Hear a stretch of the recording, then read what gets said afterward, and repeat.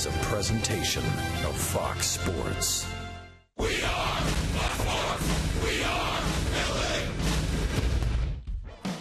After a long road trip back east in which Albert Pujols joined the exclusive 500 home run club, the Angels finally returned home to the Big A and look to continue their long ball barrage as Cleveland comes to town.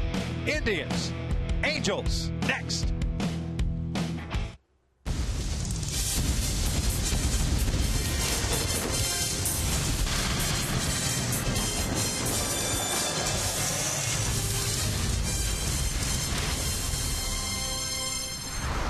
Well, the Angels touched down early this morning after a late game in New York. And tonight they kick off a 9-game homestand, the first of 3 tonight against the Cleveland Indians.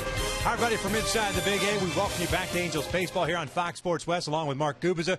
I'm Victor Rojas. So glad you could join us once again. And of course, the Angels continue to swing a very big bat. The long ball has been prevalent. And although the team has struggled still with men in scoring position, they still lead Major League Baseball in home runs. Yeah, Victor, Earl Weaver will be so proud of this lineup, no question about it. What they've been able to do. 11 different players have hit 2 or more home runs for the Halos this season.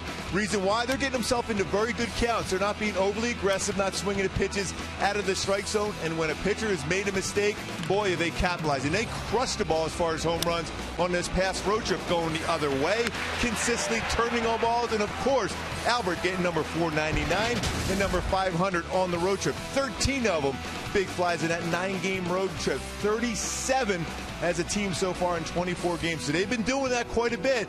48% of all their runs have been on the big fly. I think what it comes down to, you mentioned it, a little bit more consistent approach with runners in scoring position. Home runs are great, but a single or even a fly ball out that can get the job done is just as important. It might be a little bit more difficult tonight with the Sink-Piece Masters. Justin Masterson on the hill for the Cleveland Indians. The Angels will counter with the big, tall left-hander Tyler Skaggs. As we're just about ready for baseball here at the Big A. So sit back and relax. We're going to bring you the lineups and the first pitch when we return.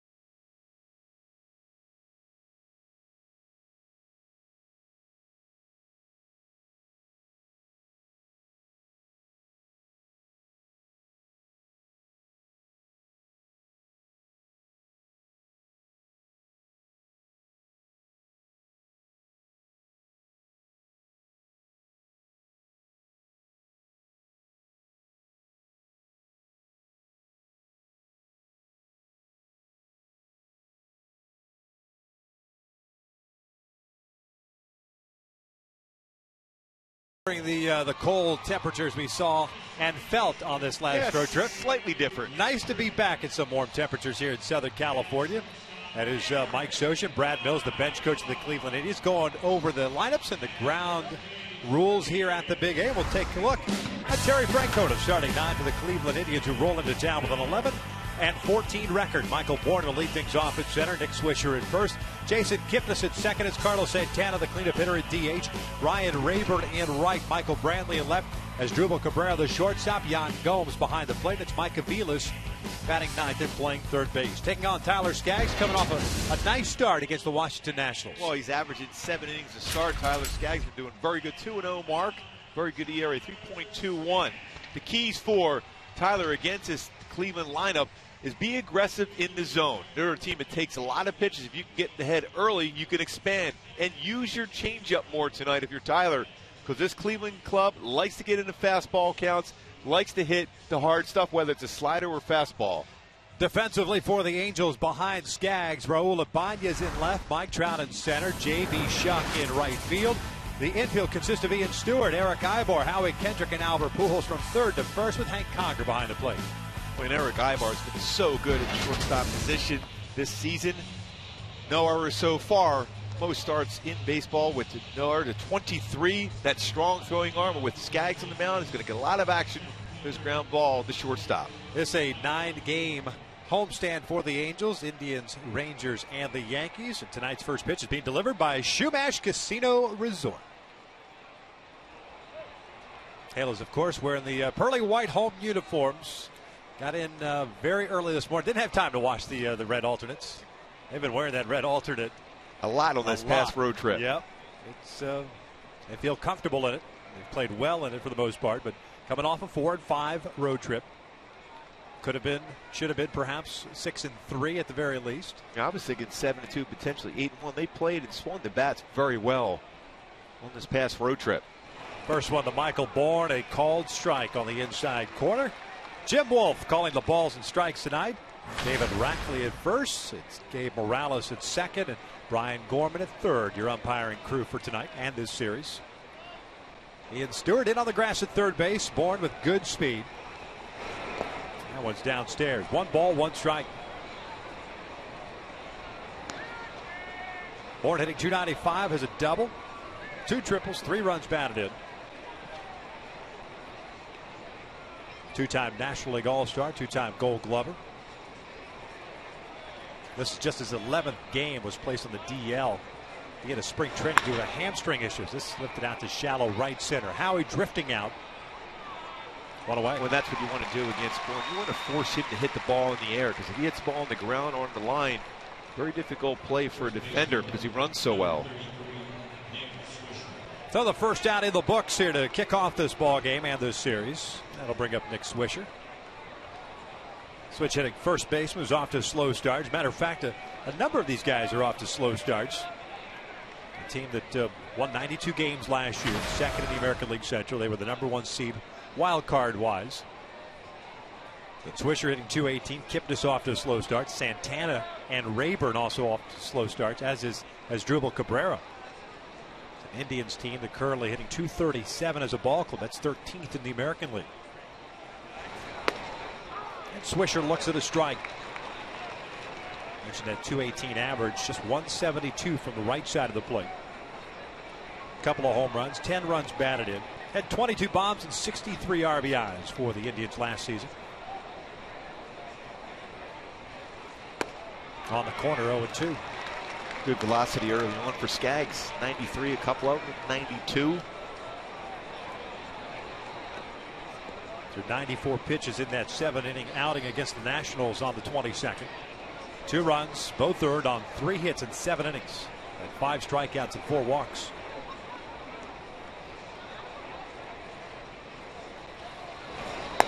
Up and away.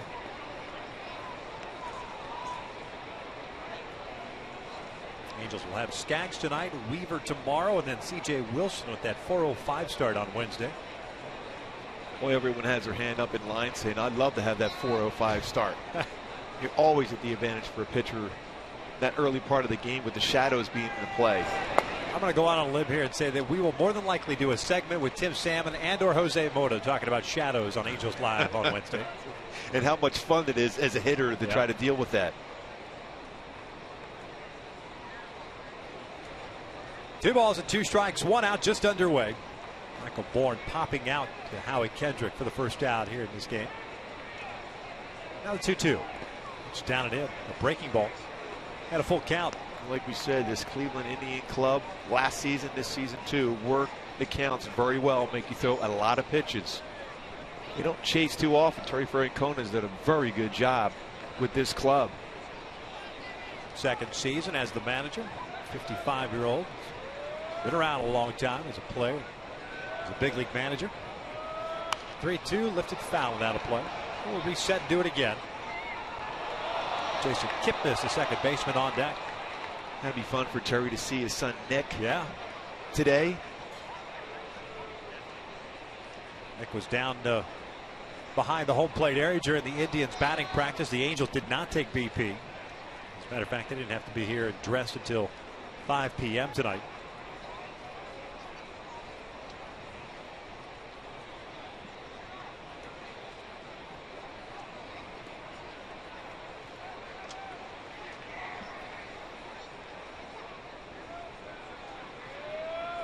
Nick, the coordinator of Major League Player Info for the Angels.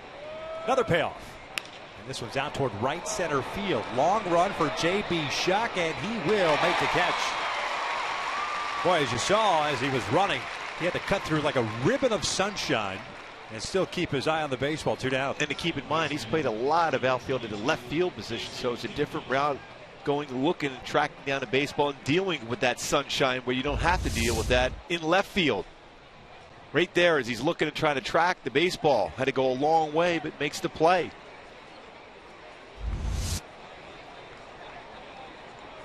So 2 outs, nobody on, and here's Kipnis, the second baseman.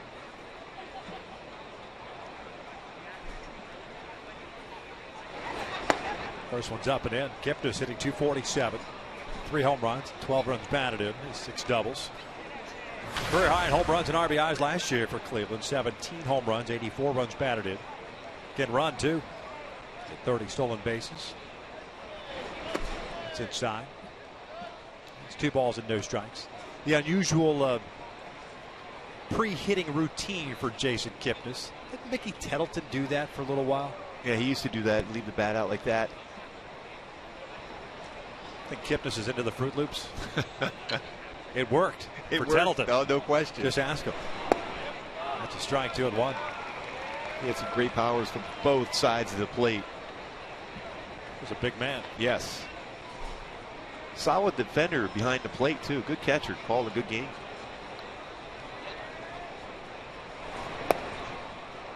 That's him down and away. 3 balls and a strike. Kipnis now 27 years of age. Product of Arizona State University. Was an outfielder. This one out to left. Raul moving over. Tyler Skaggs has himself a 1-2-3 first. Eric Ibor, Mike Trout, and Albert Pujols for the Angels when we return with no score.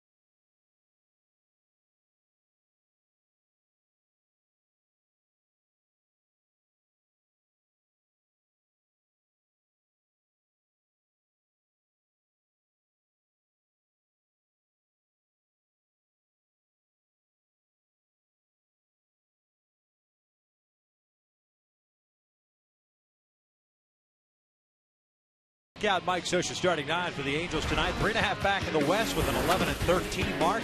Eric Ibar will lead things off for the first time this season. He's just short. Followed by Mike Trout, Albert Pujols, Raul Ibanez, the cleanup hitter in left. Howie Kendrick in second. It's Ian Stewart at third. David Freese, the DH. Hank Conger behind the plate. J.B. Shuck out in right field. They take on the 29-year-old right-hander by the name of Justin Masterson. Yeah, his fastball velocity down so far this season. No win or loss record so far. Good ERA though, 4.5. But the keys against Masterson has to be don't chase, because everything is low or out of the strike zone, whether it's a sinker or slider. And if you get on base, try to steal some bags. Very susceptible to the stolen base, being that tall and his delivery with that movement. Ibar last night 1 for 4 against the Yankees. It was a double as he shows bunt. The first one's up and away. Eric hitting .261 with a home run. 11 runs batted in. Has 4 doubles. 2 triples on the season.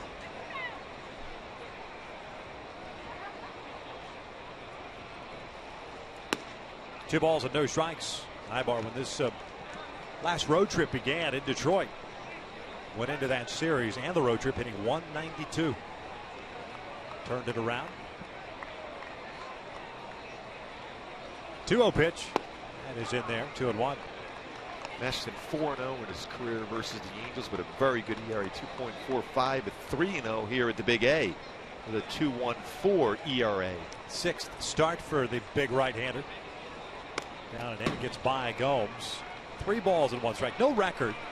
4.50 ERA, 28 innings, 31 hits, 30 strikeouts, and 13 walks, but has pitched better of late.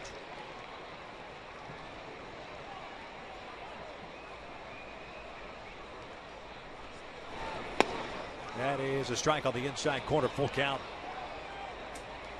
Masterson gave up 3 runs, 2 earned against Kansas City in 6 1/3. Start before that, 2 runs in 6 1/3 against Toronto, but no decisions for him. Payoff all the way. Ibar bounces this one toward third. Barehanded by Aviles. And they get Ibar by a step. It's out number 1. Let's check out the Cleveland Indians defensively behind Masterson. Brantley, Bourne, Rayburn in the outfield from left to right. It's Aviles, Cabrera, Kipnis, and Swisher from third to first with Gomes behind the plate. And we talked about when Kipnis was at the plate. He was an outfielder with Arizona State, but playing in infield, playing second base.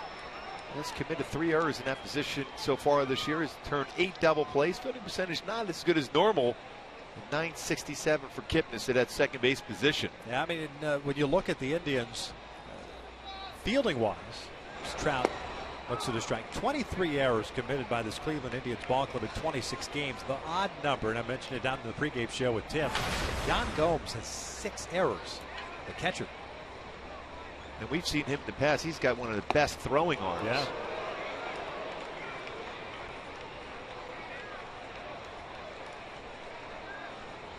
Trout hitting .320, 6 home runs, 15 RBIs, 7 doubles, and 1 triple.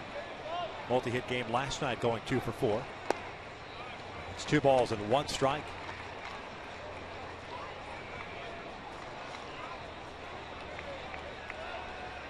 Masterson, a free agent to be in his walk year, if you will. Cleveland Indians. 3-1. Matter of fact, when they were talking about locking up Kipnis and Gomes and the like, his name was bandied about. Word was that his side had offered the Indians a nice 3-year deal, but they declined. This is swing and a miss. Good off-speed pitch. Full count. He's got that good action on his fastball and change the speed with it also. And mentioned his velocity being down consistently around 87, 88 this year. In the past, he was 91 to 94. He has touched 94 today so far, though. Chopper down the line, foul. We'll reset, do it again. 193 innings last year. 206 in the third the year before, 216. On his first full season with Cleveland, he threw 180, and that was in 2010. Albert Pujols on deck.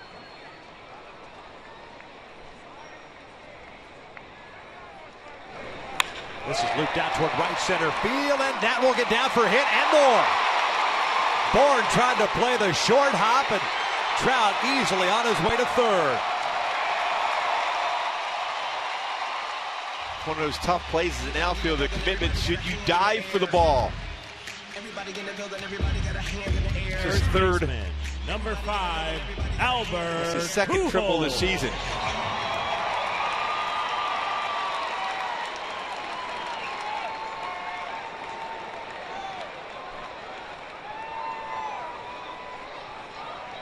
So Albert comes to the plate. 501 career home runs. The sign has been changed down in right center field to show his current total. 3 infielders on the left side. Swisher off the bag at first. First one in for a strike. 290 average for Albert. 9 home runs, 21 runs batted in. His 6 doubles as well. Trout now 3 for 5 against Masterson. Not a lot of success in the lineup against Masterson for Angel hitters.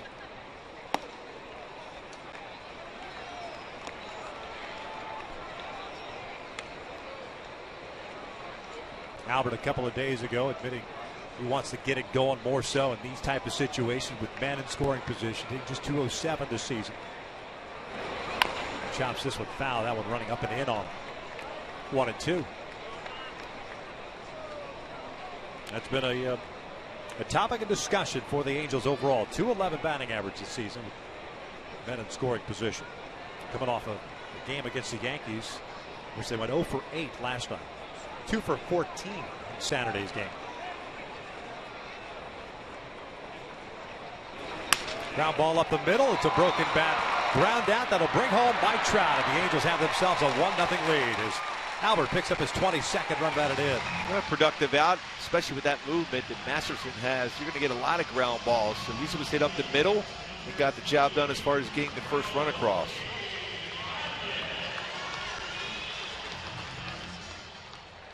Get a good idea of this movement on the fastball and what that movement can do to a bat.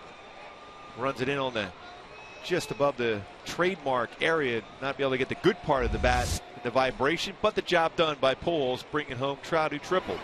That's the 26th first inning run for the Angels this year. And Major League Baseball in that category. Olabanez looks at a strike. Banez bouncing this one back to Masterson, who snags it, flips it underhand to Swisher. That'll end the bottom of the first, but the Halos do strike on the triple by Trout. The ground down by Pujols. 1-0 after 1.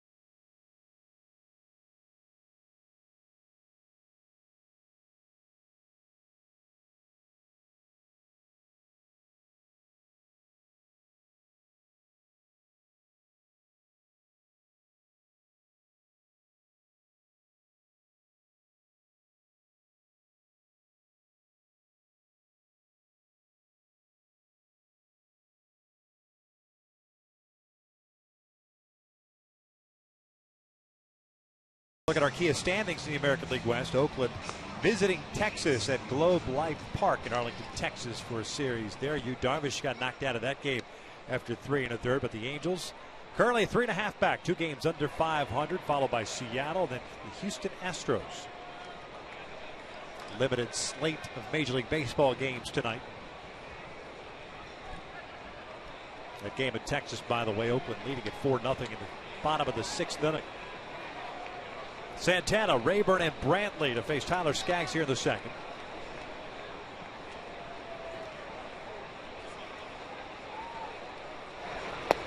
First one's down and in. Santana hitting 122 with a home run and 3 runs batted in.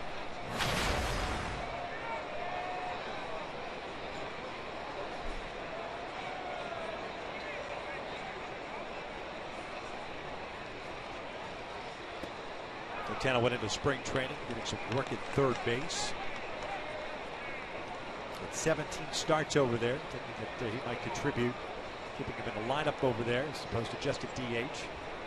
Yeah, you wonder if him moving around like he has DH third base when he's been a catcher before, has it messed up his swing? We've seen him play some first base. He does a nice job at first base. Clearly has a good throwing arm. Very athletic young man. 28 years of age, native of the Dominican Republic, and originally in the Dodger system. 1-2.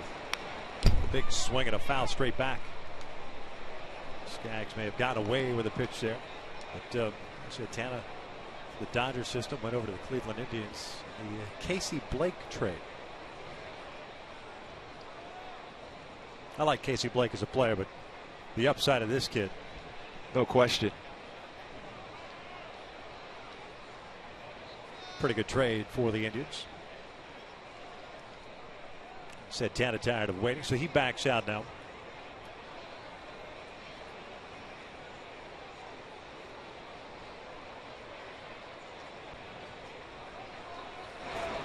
Two balls, 2 strikes. Santana had a good season last year. The 268, 20 home runs, 74 runs batted in. He is a switch hitter. Tied for 7th last year in doubles with 39, walks with 93. This one pulled over to third. Stewart plays a short hop. Almost rolled up his arm, but a nice play by Ian to retire Santana. Oh, that's an excellent play. That's a very difficult hop for Ian Stewart. Stayed with it. Very good fielding third baseman. Tough play. Coming up the arm, the quick hands, keep it in front. Throws at Santana, get first out. First ground ball out of the game for Skaggs after 3 fly ball outs in the first inning, but well done by Stewart. That's that do or die decision. Either you're going to lay back on it, play the big hop, or you're going to come in and play that short hop. Not on the heel of the glove and wrist, but still stay with the baseball. 1 out, nobody off for Ryan Rayburn. He looks at a strike. Rayburn last year in 86 games was a heck of a find for the Cleveland Indians. 16 home runs at 272. But off to a slow start, hitting 184 with a double. And 4 runs batted in. Boy, Rayburn and Kipnis with odd approaches as they wait for the pitch to be thrown. You see that difference with some hitters as far as their timing mechanism? Bringing the elbows in to make sure he levels off his bat. Well, you would think, well, that looked like a pretty good pitch. Yeah, he got rung up.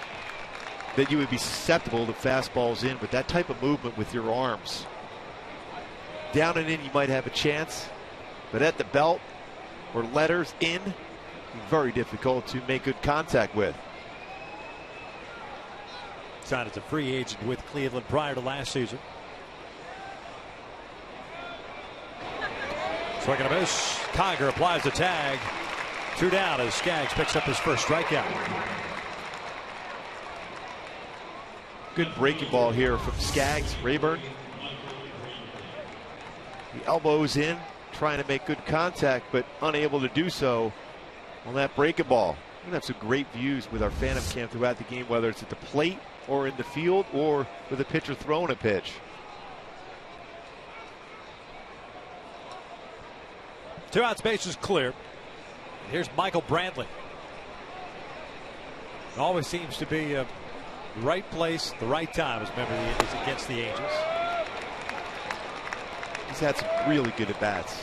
I was going to say he's the Brandon Moss of the Cleveland Indians, but maybe not to that extreme as far as the power. But he always seems to have a very good at-bat. Yeah, you want him up in these situations where there's no one on. That's for sure. Pulls this one to second. Howie has it. Tyler Skaggs with the 1-2-3 shutdown inning. We'll head to the bottom of the second. The Angels up 1-0.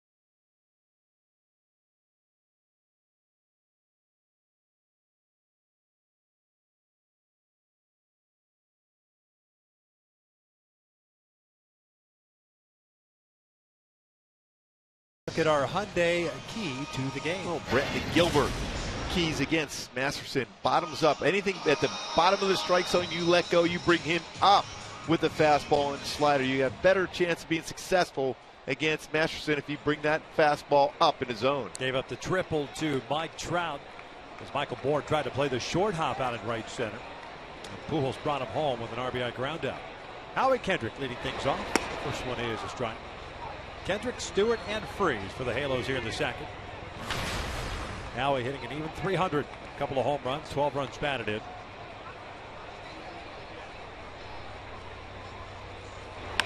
Bouncer back to the mound. One down. Hey folks, the Halos take on the Indians once again at 7:05 tomorrow, and fans in attendance will receive an Angels backpack courtesy of Bosch Thermador while supplies last. Purchase tickets today at the Angels Stadium ticket office or by logging on at angels.com. Been really looking forward to that giveaway. Maybe with us to Toronto and Philadelphia. That is going to look so good. Yep. I don't think they're going to stop you at customs. No. Why would they? Some random 6'7" dude with a little kid's backpack. It's a great look with a suit. It's awesome. Form fitting too. And Stewart takes down and away. 1 ball, no strikes. Ian getting a start tonight at third with Freeze serving as a DH. 239 average. Couple of home runs, 6 RBIs. Fastball. What a pretty good road trip. Hit 304, 7 for 23 on the road. Including a home run, 3 RBI.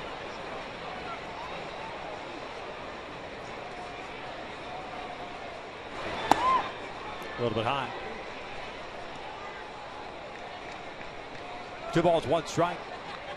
Interesting with Masterson being that sinker baller that he is, and he has that, or has had the ability to climb the ladder on hitters, pick up those strikeouts. And the reason why he's able to do that is he can drop his elbow pretty good and be able to elevate his fastball.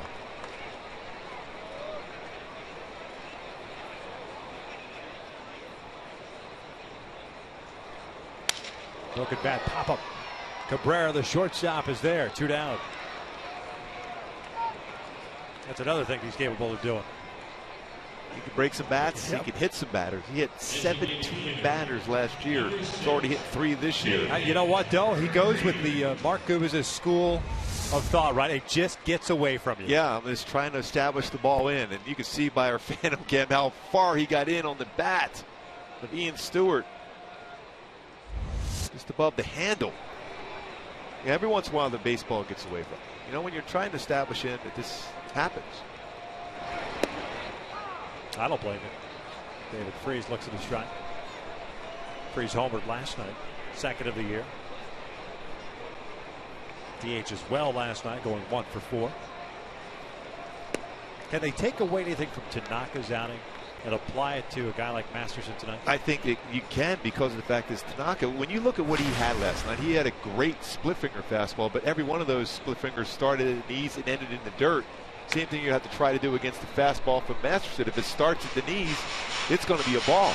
So you have to track that level, let it go. If it starts at that plane, if it's up, just like we saw against Tanaka last night, when anything was elevated, you can see the ball well and hit it hard against him.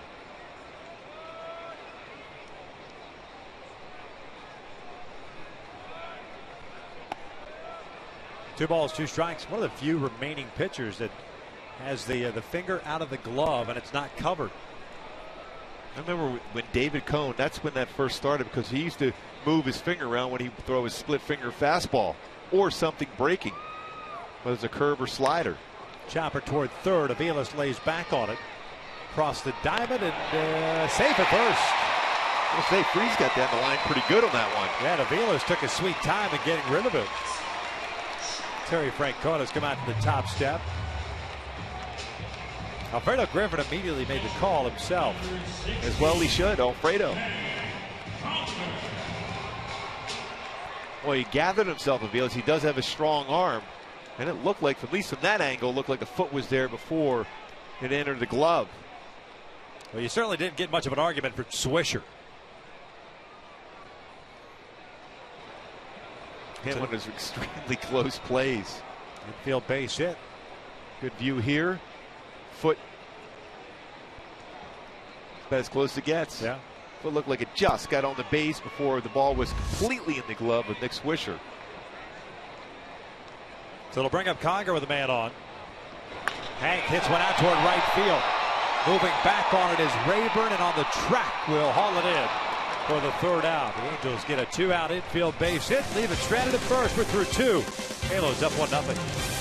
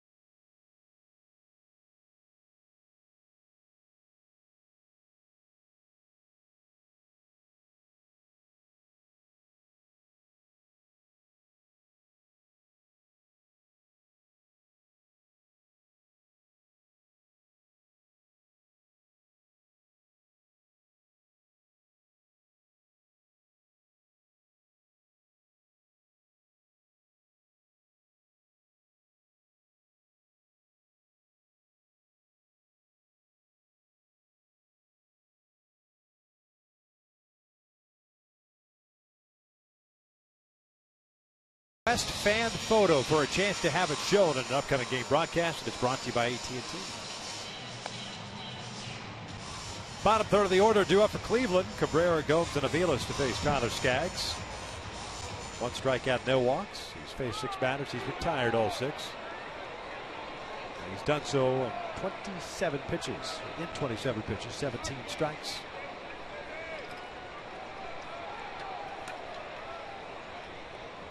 Dribble Cabrera hitting .211 this year.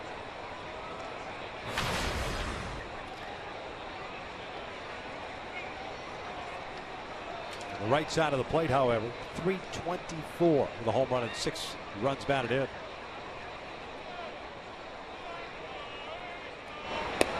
This one's in for a strike. This Cleveland team is at .223 against left-handed pitching, .244 against right-handers. Boy, if Skaggs can live down there with his fastball consistently, this could be a fun evening tonight.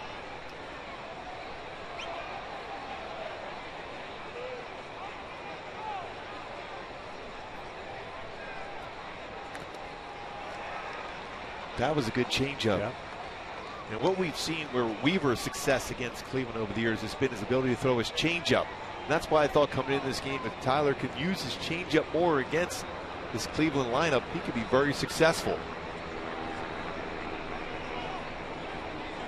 Skaggs was not on the charter last night. He flew ahead of the ball club, so well rested.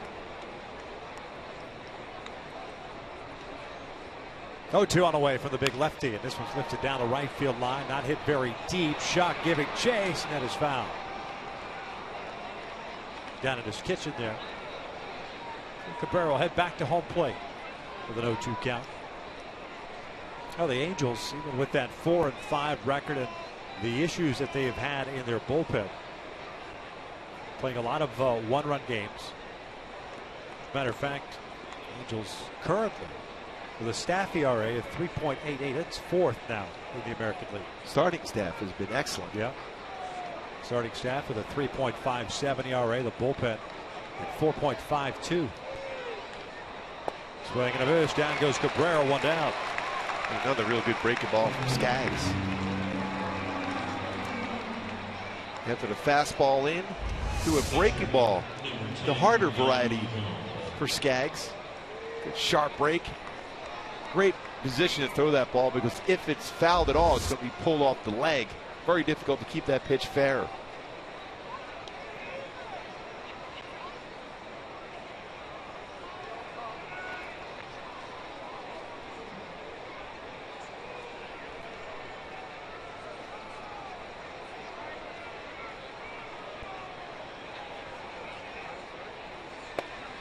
Yan Gomes looks at a strike. Started the season last year at AAA and then called up, played 88 games with the Indians, 11 home runs, at .294 last season. .270 average currently with 3 home runs and 8 runs batted in.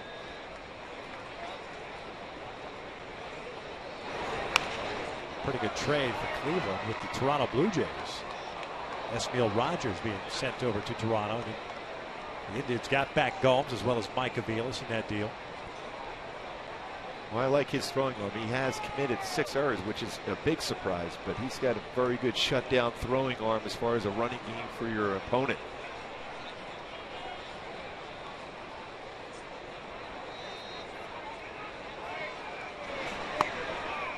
Called strike 3. Jim Wolf brings him up. So back-to-back punch outs, now 3 in the game. It's 11 straight strikes thrown by Tyler Skaggs. Conger wants his fastball up. Skaggs gets the top part of the zone, just slightly out of the zone, but when you're around as much as he has been, you're going to get those borderline pitches. Real good view of mechanics and those eyes on the target. And our Phantom Cam, shoulders squared up over the front leg so well. When you get a good view of what the arm goes through when you deliver the baseball also. Caught the inside corner for a strike as Aviles backs out.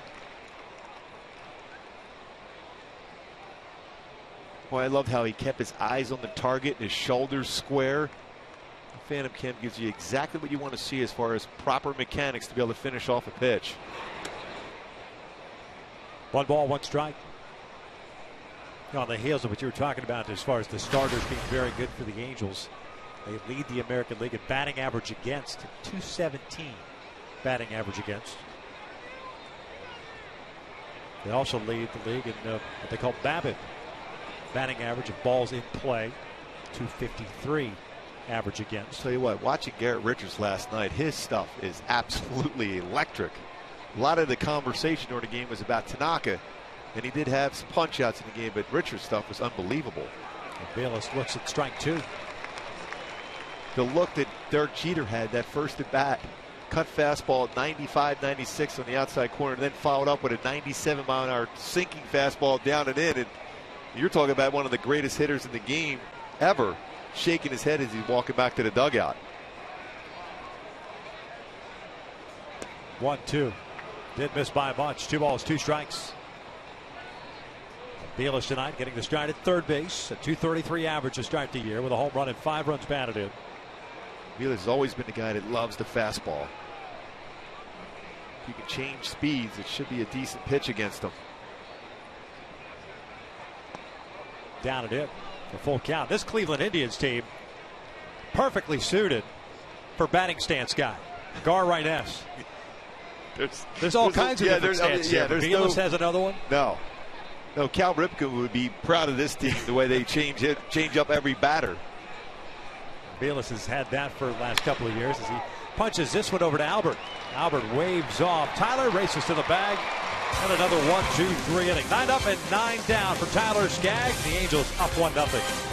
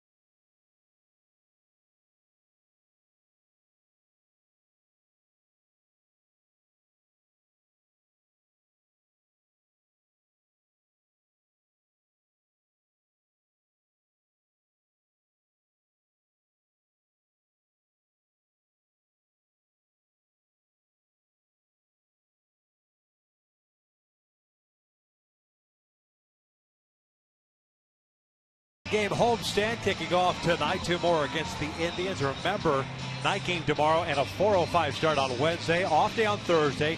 Texas Rangers roll into town. First meeting of the year between the 2 clubs, and the Yankees in on next Monday. And it's back out on the road. 1-0 Angels. Bottom of the 3rd. Shuck, Ibar, and Trout. A beautiful night. Beautiful sunset. And we're not wearing jackets, which is like the first time in the last 10 days. JB looks at Detroit was cold, Washington, D.C. was cold, and New York was extremely cold. Yep. Chuck hitting 154.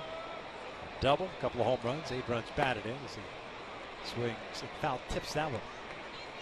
No balls and 2 strikes. Justin Masterson was allowed 2 hits. That was the triple to Trout. And the infield base hit by David Freese.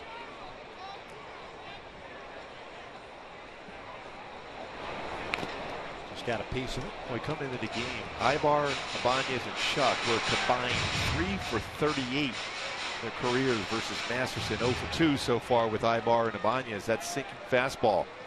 Josh Hamilton in the house. Saw him running around doing some agility work today, which was good to see. It's good to see Cole Calhoun play catch. Walking around. Yeah. This one down toward left center field. Bourne got a good jump on it, playing shallow. And there's out number 1. Coming up later in the game, check out the big news from around the majors and the Carlos Jr. Sports Update. Someone we just saw in this most recent road trip will not be available for their club for quite some time. And a young rookie crushing the baseball. A long way with some serious production.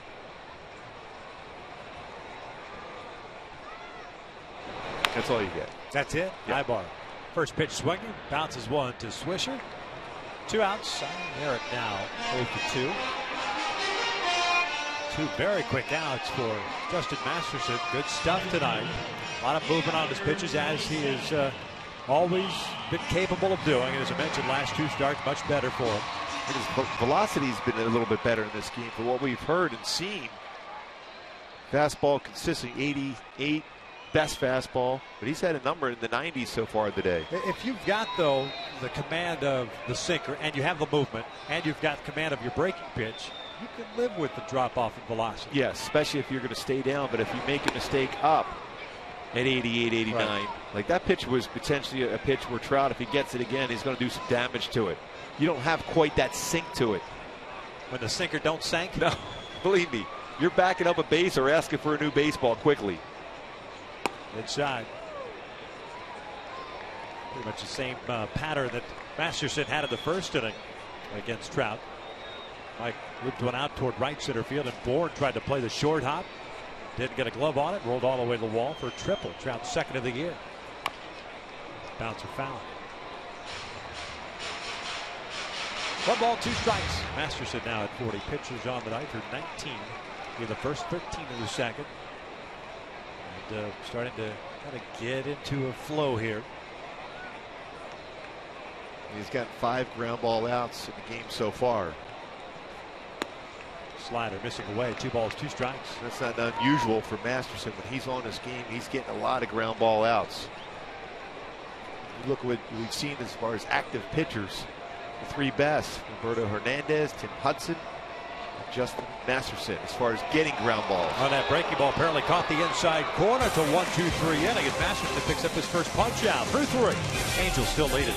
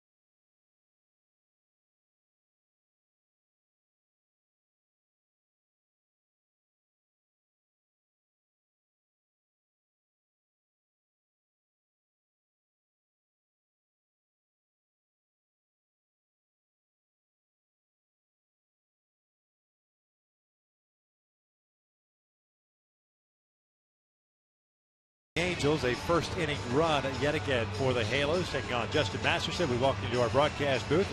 Glad you could join us once again for Angels baseball. And overall, Tyler Skaggs so far so good. Boy, 9 up, 9 down. Yeah, he's lived real good down in the strike zone. 92, 93. He's mixed in a couple of changeups. Really good curveball too, especially when he's established the fastball inside. Well, let's see what he's capable of doing now. Second time through the order. It'll be Bourne, Swisher, and Kipnis for the Cleveland Indians. 3 strikeouts, no walks.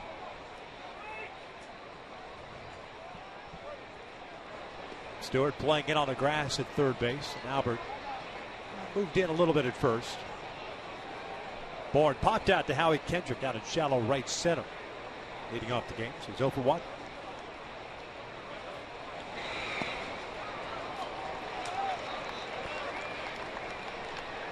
Jim Wolf, a strike caller tonight behind the plate. Both sides. Tell you what, when you see him throw the baseball back to a pitcher, you can tell he's He likes that part of the game of baseball, throwing the baseball and calling some strikes. 0-2. Right of El Camino Real in the San Fernando Valley.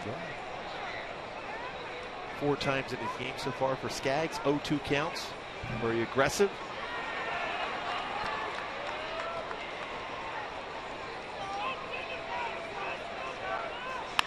This was lined to short. Ibar has it. 1 down. Hey, folks, on Friday, the Angels taking on the Texas Rangers at 7:05. And fans in attendance will receive a Josh Hamilton bobblehead courtesy of Cox Communications while supplies last. Purchase your tickets today by visiting the Angel Stadium ticket office or by logging on at angels.com. Well, he had some serious lift on that swing there, that pose. He's going for the big fly.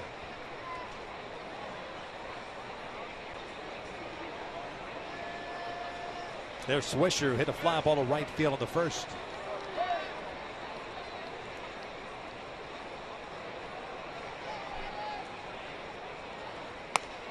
What a no.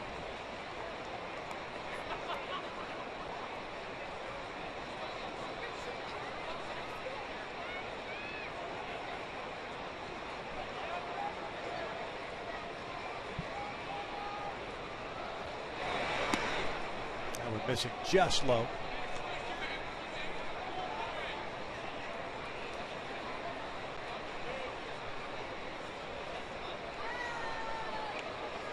Third start of the year for Tyler here at home. No decision here at home. 13 innings, 16 hits, 6 strikeouts, 3 walks. That's on the corner. 2-1. Well, that's a great fastball at 91. Trying to get back into the count. What we've seen from a lot of the starters, you mentioned their ERA's been so good as far as the starting staff, is their ability to get back into counts, especially with breaking balls. 2-1 pitch. On the inside corner, 2-2. And Swisher doesn't like that call. Yeah, if he figures if you're going to call the fastball away, you can't give him that fastball inside also. Well, that one definitely caught the corner at 92. It probably looked odd for Swisher the way that Hank caught that ball. But still in the strike zone there, at least according to Fox Tracks.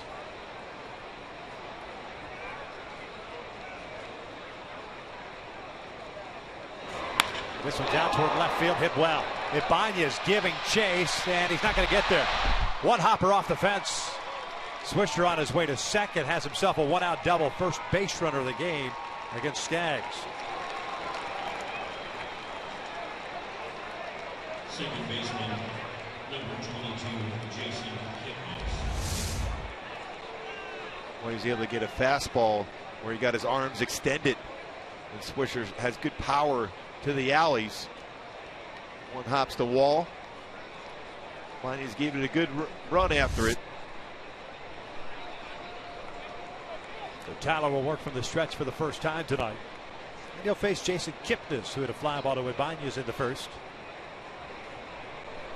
We're playing shallow in left field.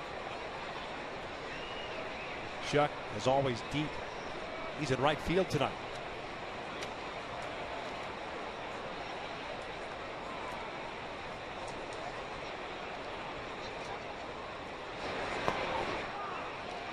Boy, a slow breaking ball. No balls and a strike. The thing Tyler can do, he can throw his curveball, the one he wants to throw for a strike, a little slower velocity to make sure he gets it in the strike zone. But when he gets ahead of the count, then he throws his swing and miss harder breaking ball. That's something we're starting to see Garrett Richards come around to. Not throwing that wipeout slider first pitch, bouncing it. Because it does you no good. If you throw that very good one, the first pitch, well, you know it's not a strike as a hitter. You're going to lay off that. But if you establish early in the count that you can throw that breaking ball for a strike, then you can get those swings. 50 pitches thrown by Skaggs. Very good in the strike zone as usual. 2 balls, 1 strike.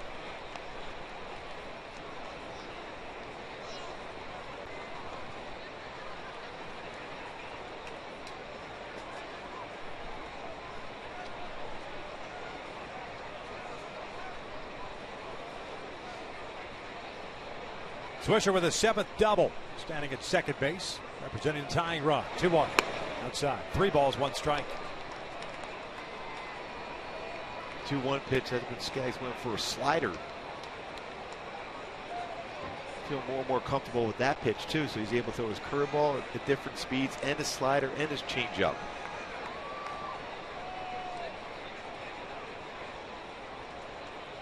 Santana is on deck. 3-1 now. Full count. Well, he ran that 90-mile-an-hour fastball underneath his hands.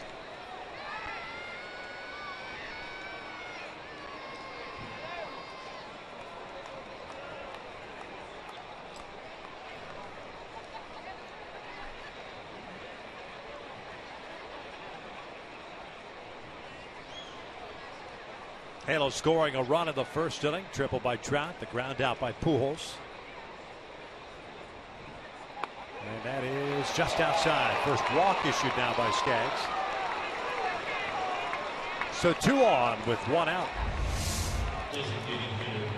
Breaking ball just off the outside corner, a little high also.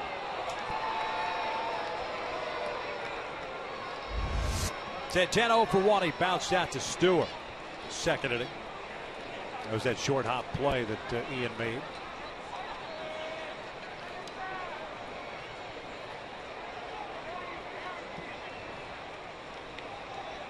Eight double plays this year. Ibar shading him toward the hole a little bit. And never gets cheated with his swing. And he's grounded into 7 of them. 7 double plays, Santana.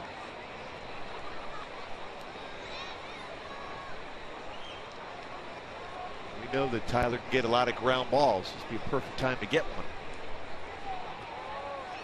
Good power too, so you got to keep that ball down.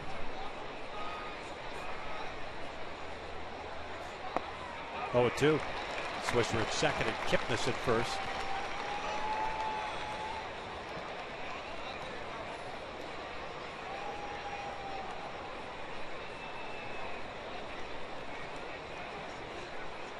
First time tonight that Skaggs has had any real stress. 10 up and 10 down before Swisher doubled with 2 strikes.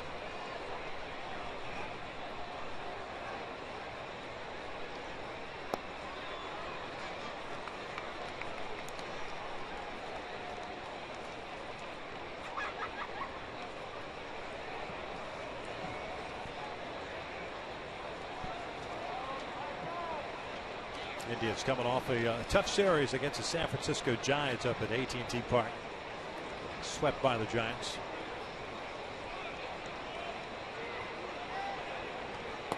Way inside. And he overthrew that slider. Looked like Hank wanted that slider, a backdoor slider. That was well inside and down.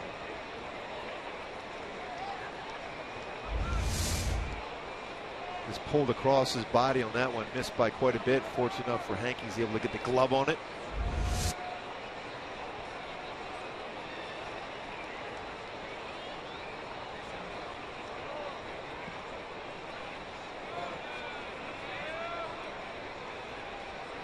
Two now. And this is out toward left and hit well. Ibanez is back at the wall and Cleveland's on top 3-1. Second home run of the season for Santana.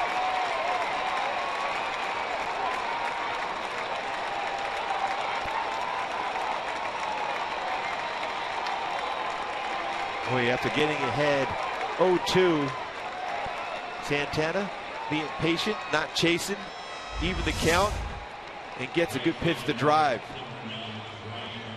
Right on the good part of the bat. Phantom Cam shows when you get a pitch to drive, a mistake pitch, you can't afford to miss it, and Santana did not miss that one. Well, this inning, especially after the out that Bourne made, a lot of pitches up in the strike zone. Even the one that Bourne lined out to was up. Swisher, the double was up, and now the home run by Santana. So Cleveland with 3 runs here in the fourth, lead at 3-1.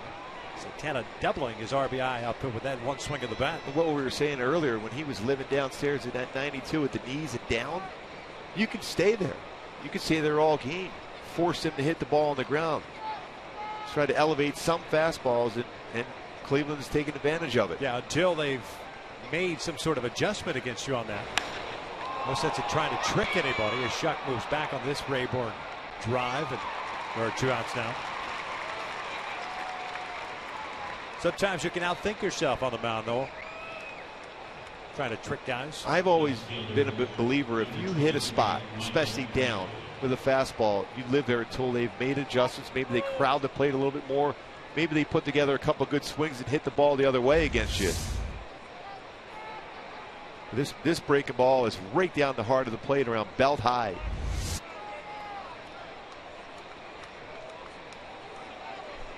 He's got great stuff as far as when he hits his spots down. Tyler Skaggs does. And Brantley pops this one up. Ibar backpedaling out. That'll end the Indians' half of the 4th, but they strike for 3 runs on Carlos Santana's 2nd home run of the year.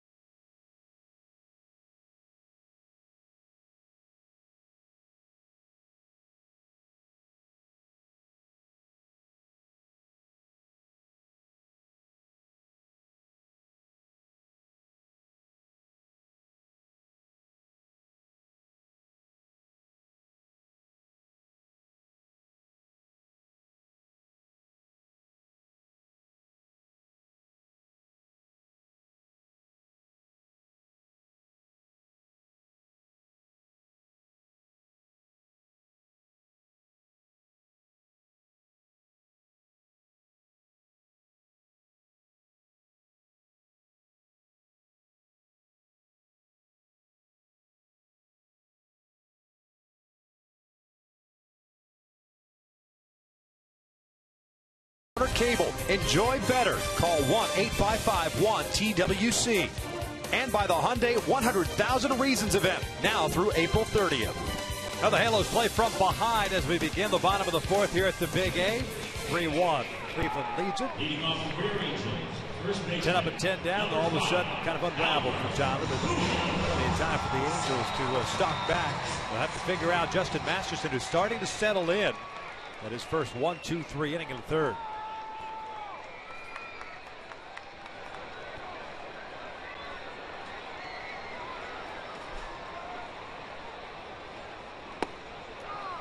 Albert looks at strike 1.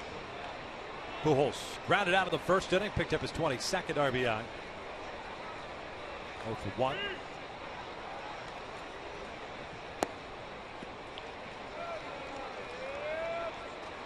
One thing about Masterson, he does not waste any time either. He's always catching that baseball, staying on the pitching rubber.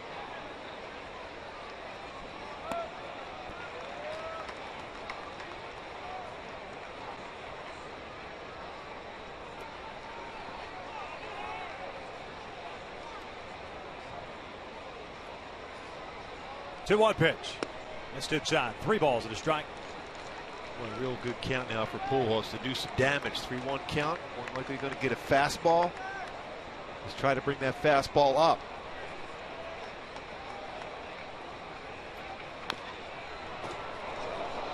Took something off. And a full count. 1 strikeout, no walks, 2 hits allowed by the big right-hander.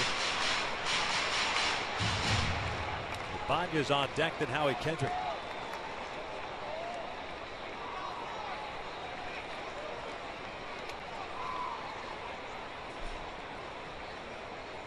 Ground ball short, got him to chase the off-speed pitch. 1 down.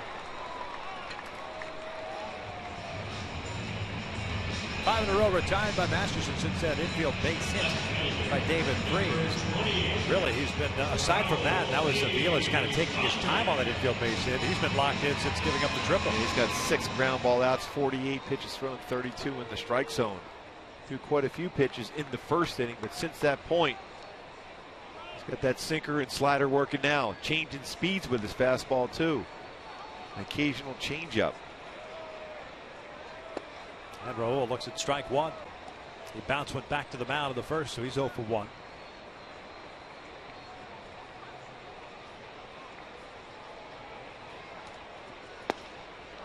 Oh, 2. Masterson, a 14-game winner last year with Cleveland. 32 games, 29 starts. Born in Kingston, Jamaica. Moved to Ohio at the age of 2. This one bounced off the glove, and now he'll go for an infield base hit. And that's one of those plays, too, as a pitcher. You always think you have to make the play, but if you look back, you'll see your shortstop is right in position to field that ground ball. But your normal reaction as a pitcher is to field your position. But you also want to look back and check out where your defenders are behind you. That ball is going to be right at the fielder behind Masterson, but off his glove, and an infield hit, maybe a break. Off the side of the glove. Otherwise, that's going to be a ground ball out. Man on for Howie Kendrick. A breaking pitch. Boy, that caught the outside corner. Howie bouncing back to the mound in the seconds. He's 0 for 1. 12 of 14 first pitch strikes for Justin Masterson.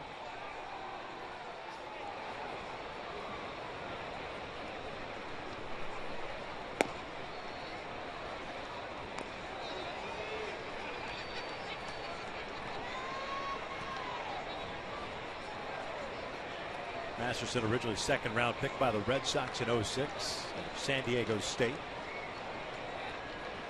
They'll trade it to Cleveland in the Victor Martinez trade. 1-2, and Howie doesn't like that call. Boy, a breaking ball that Howie thought was off the plate on the outside corner. This fastball, Howie thought was off the plate and high on the inside corner. Now we had a very good road trip, 417 on the past road trip.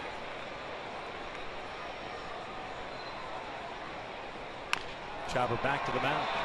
He fires to Cabrera on the first inning-ending double play. We've played 4 here at the Big A. Cleveland on top by the score 3-1.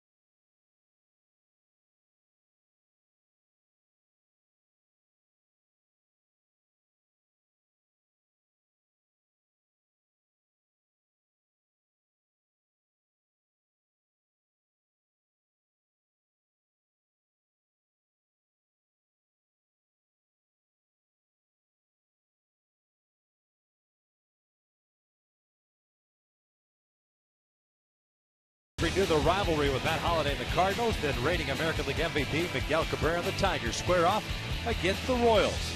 The action starts at 10 a.m. Pacific on Fox Sports 1 and streaming live on Fox Sports Go. Cleveland on top 3-1 as we begin the 5th inning. Tyler Skaggs back to work. Game 1 of a 3-game set, the first of a 9-game homestand. Cabrera, Gomes, and Aviles against Tyler Skaggs with 3 strikeouts, 2 hits, and 1 walk. Those 2 hits and walk coming in the 4th inning. One of which was the home run by Santana, 3-run shot. It turned a 1-0 lead to a 3-1 deficit. Cabrera struck out swinging in the 3rd. So he's 0 for 1.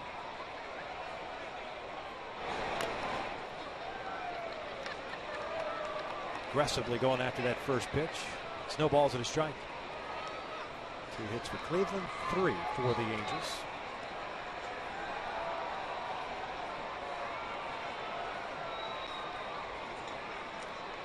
Career highs for Cabrera coming back in 2011. 25 home runs, 92 runs batted in. Count evens up at 1 ball, 1 strike. Cabrera now 28 years of age, native of Venezuela. Well, he could make some highlight plays on the defensive end, that's for sure. Ground ball to short. Ibar has it. 1 down. And folks, on Saturday, it's another Saturday night spectacular fireworks show presented by Wells Fargo. After the Angels take on the Rangers at 6:05. That's fantastic. Yeah, it happens on Saturday. On Saturday. Yeah, purchase your tickets today at the Angel Stadium Ticket Officer by logging on at angels.com. That's Saturday night. Spectacular. I believe it's happening on Saturday. Saturday.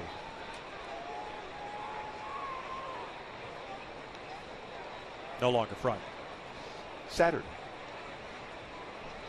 Here's John Gomes. 1 out, nobody on. Gomes struck out looking in the 3rd inning.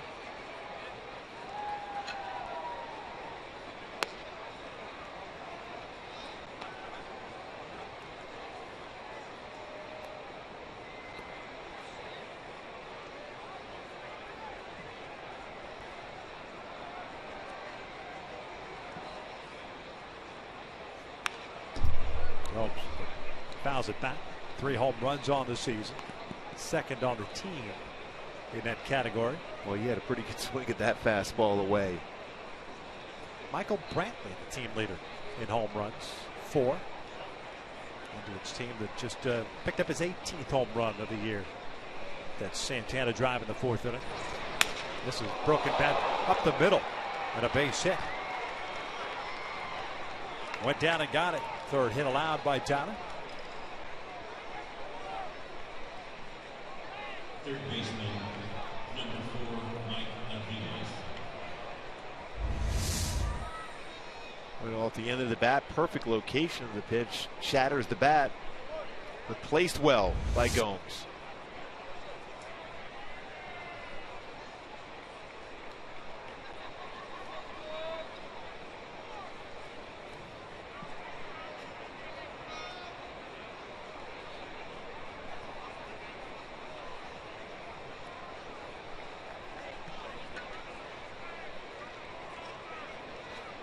Aviles takes a strike on the inside corner.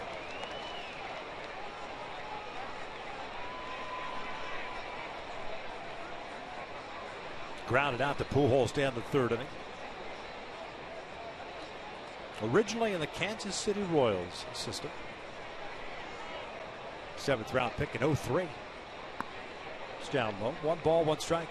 Concordia College in New York.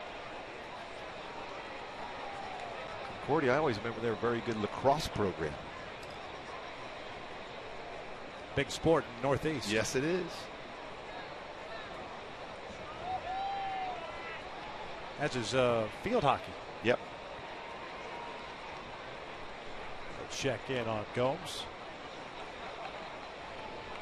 Indians will run. They are 3rd in the American League. Stolen base category. Gomes doesn't have any. Kipnis and Brantley leading the team, both with 4. 1-1 now. This is fouled off to the right. Going to be this very quick on pitches up. To Tyler Skaggs, you want to try to keep the ball down. Especially now with a 1-2 count, you can afford to maybe bounce a breaking ball. and trust Hank Conger to keep that ball in front of him.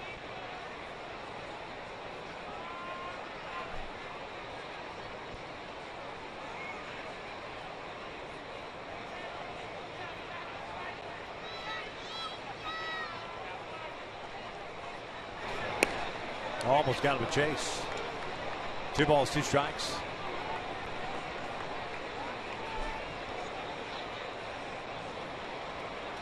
Big lefty has averaged around 7 innings, and he's kept it under 100 pitches. His first 4 starts of the year. Those pitches he's thrown in a game 95, and he's done that twice. Check swing and did not go. David Rackley at first base saying he did. So full count. See from this angle if he did go. Real close. Either way. Back across the plate. 4th full count this evening for Tyler Skaggs. Gomes takes off, a little dribbler toward first. Pujols will have to field it, try to glove tag Aviles, and he does. 2 down.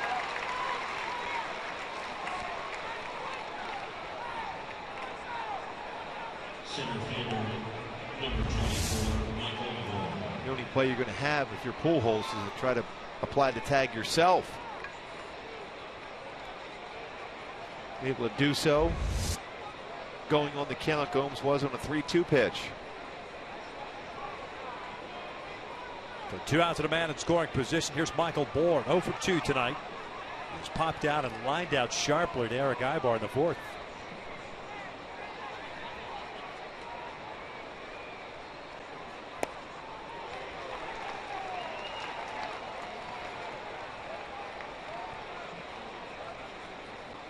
Bourne does not get cheated in his hacks at the plate.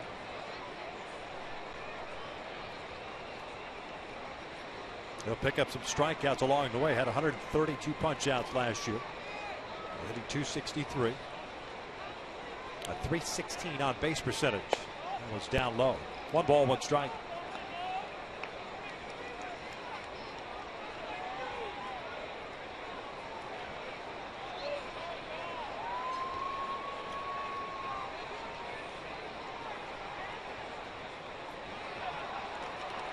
The bind is very shallow and left. Trout in a couple of steps at center.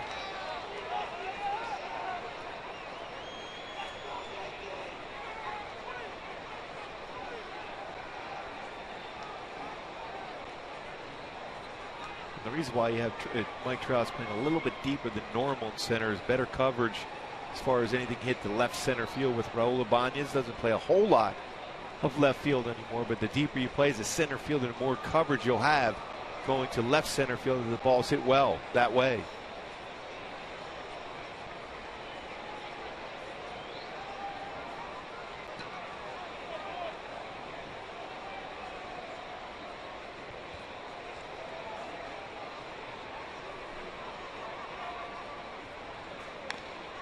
One ball, 2 strikes.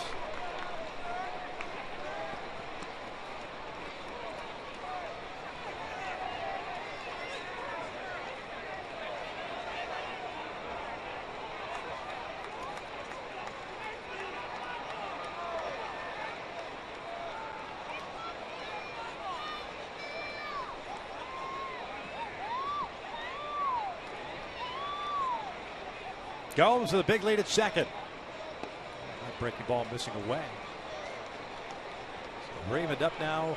2 balls and 2 strikes. The Halos in the bottom of the 5th inning. We'll have Stewart, Freese, and Conger trying to solve Justin Masterson. Scattered 3 hits tonight, giving up a run.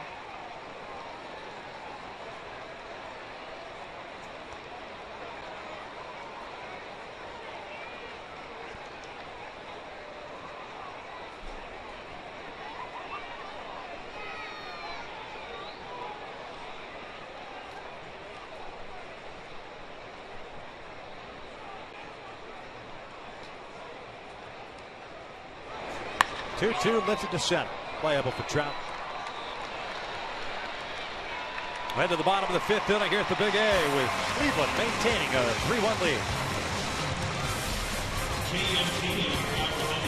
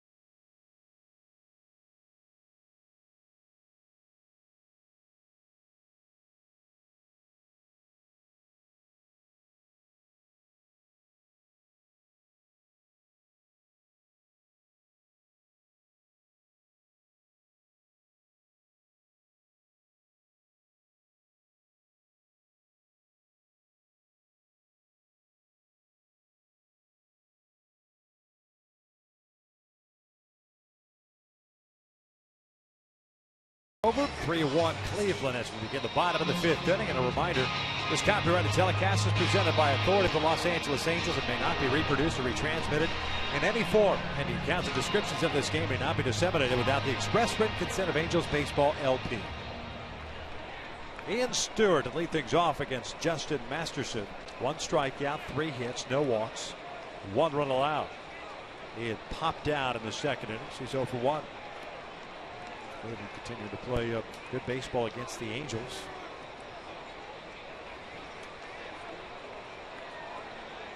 Halos went 2-4 against Cleveland last year. It's now a little 4-game winning streak against the Halos.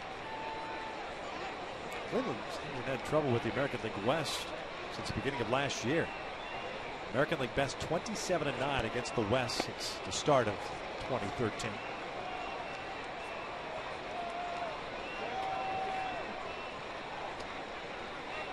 Leading game 1 here 3-1 in the 5th. 1-1. Inside corner for a strike. Well, he's getting locked in. You mentioned that 2 innings ago, Victor. He's doing a nice job as far as keeping that pitch count down, throwing a lot of strikes, keeping the ball down.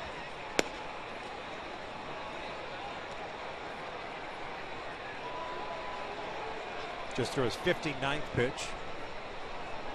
Very good ratio. 40 strikes is 19 out of the strike zone. Bounce a foul.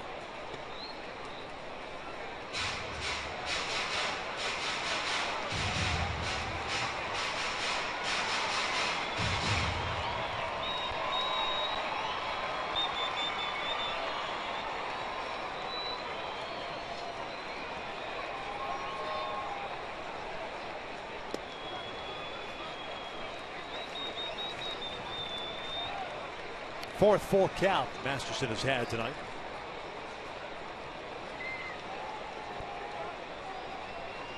There's the payoff, and he walked it. It's his first walk. We'll go back and revisit our 181 of the game, pardon. Right on tune there for Ian Stewart. Bottoms up. If the fastball starts at the knees, there's no way it's going to end up being a strike. You got to bring the fastball up. Better opportunity to be able to square a baseball up and hit the ball in the air against Masterson if you get that fastball elevated. First time tonight the Angels have had their leadoff man reach against Masterson. Freeze will bat now. Infield base hit for him. So he's 1 for 1. 1-0. And always with a guy like Masterson, it's always a good idea to put a hit and run on because he's going to keep the ball down. That's a better opportunity as a hitter to hit the ball on the ground and hopefully hit it to a spot where the defensive area is vacated as you cover the base. A couple of birthday boys tonight. It's a bouncer back toward the middle. Cabrera can't get there. It sneaks through. Stewart will stop at second. So David Freese with a multi-hit game. And the Angels have the first 2 base runners on board here to start the 5th. It's all about the birthday. Number 16.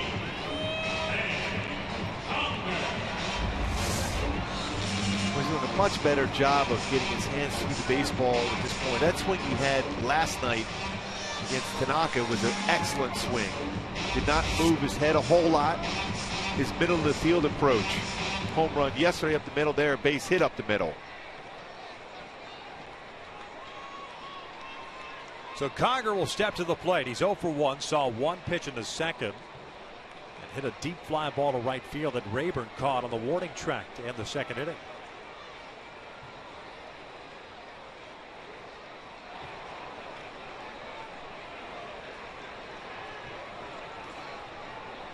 Hank drops a ball on the third base side. Aviles will pick it up. Fires at first to get Conger to sacrifice advances Stewart to third and Freeze to second. Well done by Hank. He probably hasn't been asked to bunt a whole lot in his career with his type of power he has, especially with the left side. Perfect bunt. Forcing the third baseman to field the ball. That's what you want. That way you're going to be successful getting Stewart to third base. Nice job of deadening the baseball and forcing Aviles to come in. Close play at first base. The job is done. Now it's up to J.B. Shuck to do his job. Just his 4th sacrifice bunt of his career for Hank Conger. They've been playing their infield back at Aviles, the lone man playing in near the cut of the grass at third. 1 ball, no strikes. JB hit a fly ball to center field leading off the third. He's 0 for 1. As far as outfield arms for Cleveland, Brantley 3 outfield assists in left field. He plays a very shallow left field. Bourne 0 in center. Rayburn 1 in right, playing deep. Both runners could score on the ball to right. JB chops one off the plate on the first base side. Masterson will let it bounce, and it goes foul. Maybe the only time a baseball will ever go foul down the line here, because it was hit like that. It's going to hit the ground again and then check, go foul.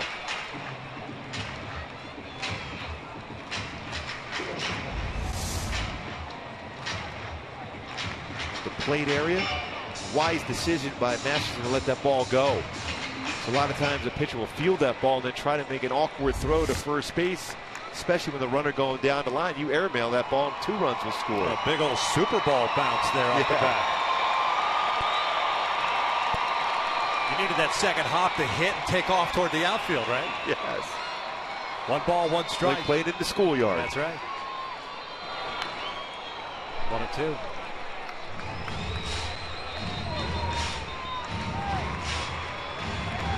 Boy, at the very least now for JB, he's got to hit a ground ball to short or second to get one of these runs back.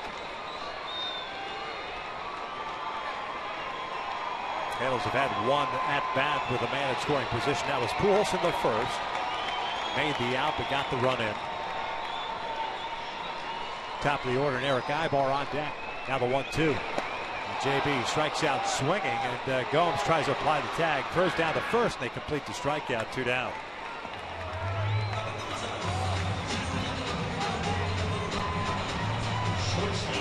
Number 2, Hard slider from Masterson. Down and in. Looked like he pulled his head. JB Shuck did.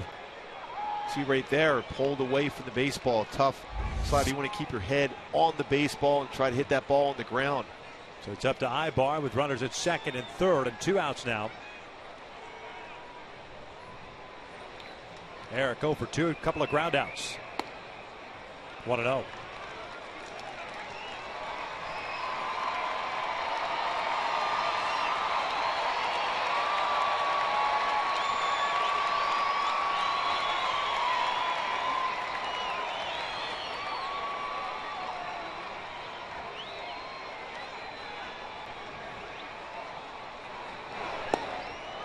Caught the inside corner. 1 ball, 1 strike. Ian Stewart leading off this 5th with a walk. Freeze with a base hit up the middle. Both advanced 90 feet on the sac bunt by Conger. Shuck struck out for the second out. 3-1 Cleveland here in the 5th. Oh, almost got Ibar and almost got away from Gomes. 2 balls, 1 strike.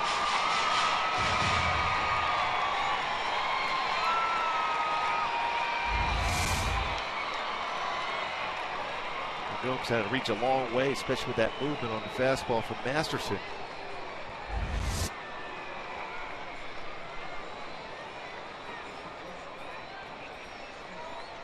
This one pulled down the line. That is a fair ball. 2 runs will score. Ibar's on his way to second, and we're knotted up at 3.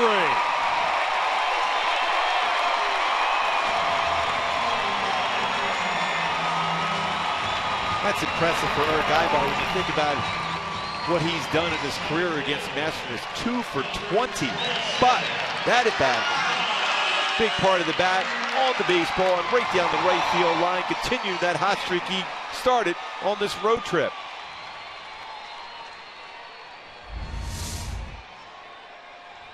That pitch was up. And that's the key against Masterson. You got to get pitches up if you're going to make good contact. 5th double of the year for Ibar, now with 13 runs batted in. He stands in scoring position. And here's Trout. 1 for 2, a triple and a strikeout. Went down looking on a backup breaking ball in the 3rd inning. He didn't like the call, but Jim Wolf rung him up. 1 of 2 strikeouts for Masterson.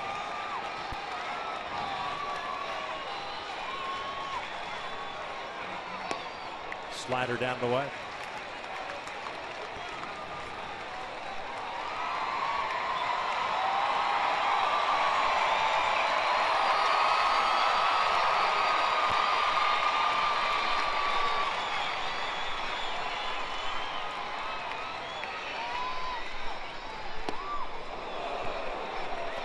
All 3 plate appearances. I was going to say, the second pitch is he's run a fastball in off the plate against Trout. And then he goes with a slider away. Brantley very shallow in left. Bourne shallow in center, and a couple of steps to the alley in right center field. Big hole between first and second. Trout pulls one over to third. Aviles has it. And that will end the Angels' half of the 5th. But Eric Ibar's 2 RBI double ties this game up through 5. We're not at 3.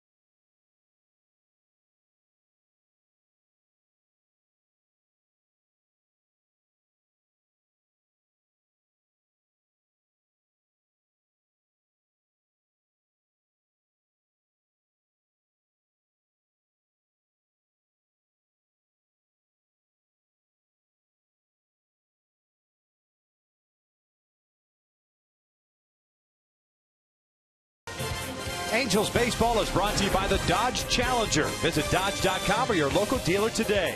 And head to Jack in the Box and try the new Jack's Blazing Chicken Sandwich. It's Jack's hottest sandwich yet. Top of the 6th inning here at the Big A. 3-3 tie as Tyler Skaggs is back out on the mound. 5 innings for him, 3 punch outs, 1 walk, 3 hits allowed, one of which was a home run to Santana, whom he'll face in the 6th inning. 2, 3, and 4 for the Indians. Swisher, Kipnis, and Santana. 78 pitches thrown by Tyler so far. And Swisher has seen some pretty good amount of pitches against Skaggs. Both at bats. A full count. 1 for 2. Fly ball to right in the 1st inning. Then he started the rally in the 4th with a double over the head of Raul Ibanez. In left field. And he looks at a strike.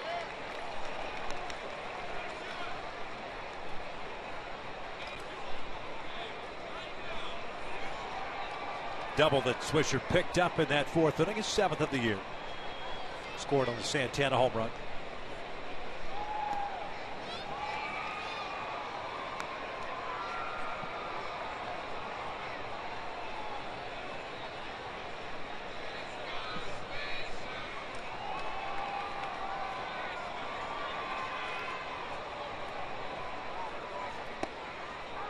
Caught the bottom part of the strike zone, and again Swisher not happy with that call. But you know what, credit Jim Wolf, he has been very consistent tonight with the strike zone. It has not favored one team or the other, and it's been a big strike zone, but he has called it for both sides. What do you look for a home plate umpire, whether you're a pitcher or a hitter? Right. Consistent strike zone calls. Just got a piece of it, keeps his at-bat alive. Nice slow breaking pitch.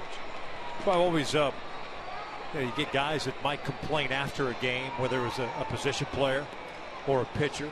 But the pitcher out there, I mean, if you know what the strike zone is, and it's been established, and it's consistent, then I suggest you make some adjustments and quit trying to nibble. Yeah, exactly. Especially when you have an umpire that's going to be calling some strikes.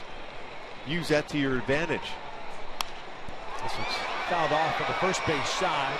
Conger will give it a look, but runs out of room.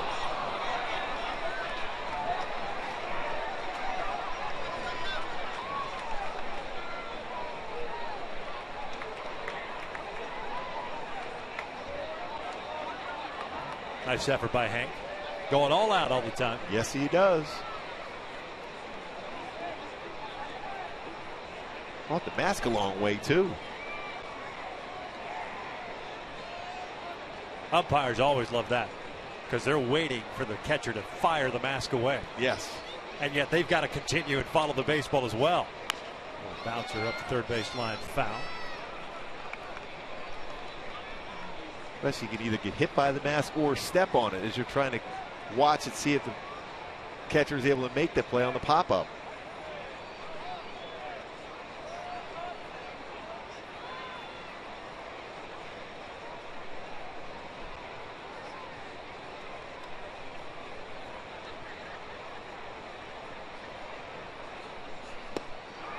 Called strike 3, and down goes Swisher for the first out. And Swisher didn't like the call. We talked about that consistent strike being called on that part of the plate. See if this baseball crosses the plate before potentially goes off the inside corner, and it's definitely in the strike zone. Strikeout number 4 for Tyler. And up steps Kipnis. Worked a walk in the 4th inning. 0 for 1 tonight. One ball, no strikes. 86 pitches thrown by Skaggs, 56 for strikes.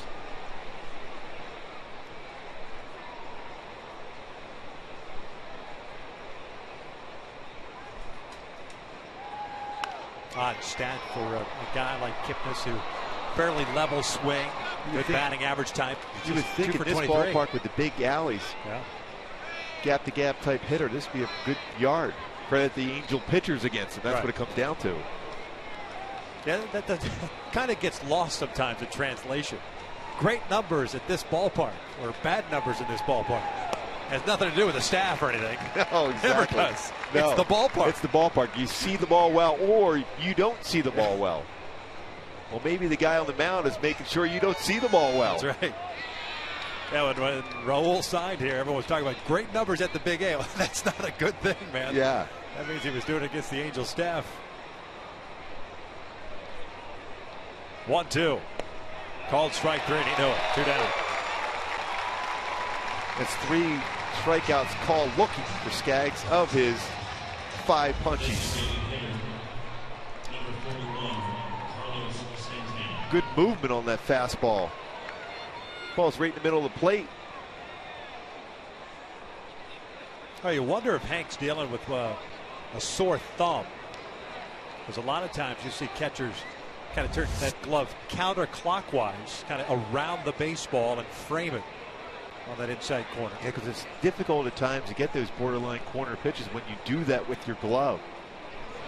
But again, if you've got that thumb thing working, yeah, it's painful. That is the worst, and it's like it never goes away.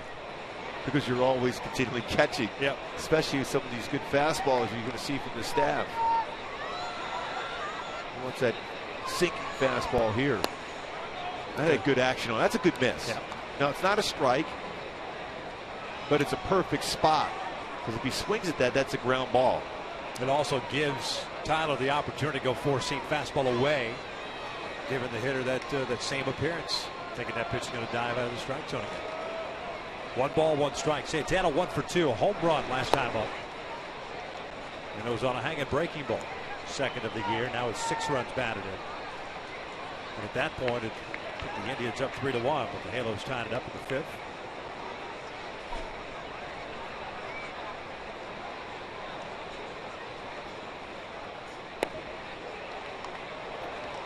Just missed off the plate. 3 balls, 1 strike. Rayburn is on deck.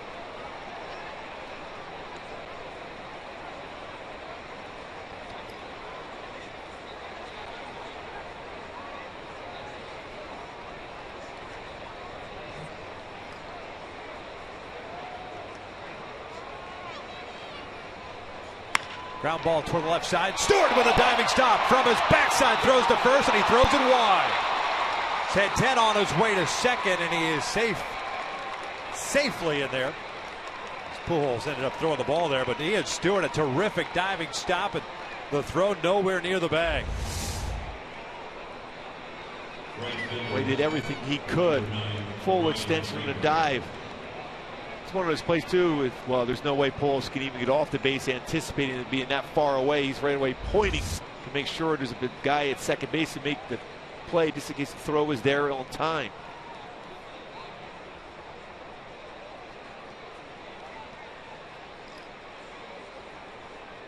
Albert trying to deke Santana on that throw. I don't know who he was deking, but he tried to sell it. But a lot of times when it throws that far off the base as a first baseman, that way you pick up your infielder. Yeah. Get off the base if you can. You know it's going to be a hit. You prevent him from getting into scoring position and take away a potential error for your third baseman. Get off the base. Pardon me, Mark. Santana gets credit for a base hit, and Stewart commits his first error of the year, 16th committed by the Angels. The Angels start getting some action going in their bullpen. In their new bullpen. Angels on the second tier of the bullpen out of left field now. Yoselin Herrera getting ready. 0-1 pitch. Rayburn fouls it off. No balls, 2 strikes. There's the bullpens, and for years the Angels were down in that first level, but now have taken over the second deck. Better view. Yeah, that's what we were told, that nothing other than a better sight line. It's something that's been talked about for a while.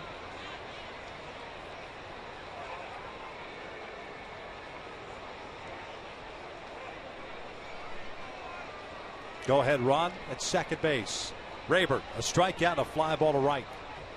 Boy, big pitch here for Skaggs if he wants put himself in position to potentially pick up a W. Needs to get Rayburn out here. He's ahead of the count.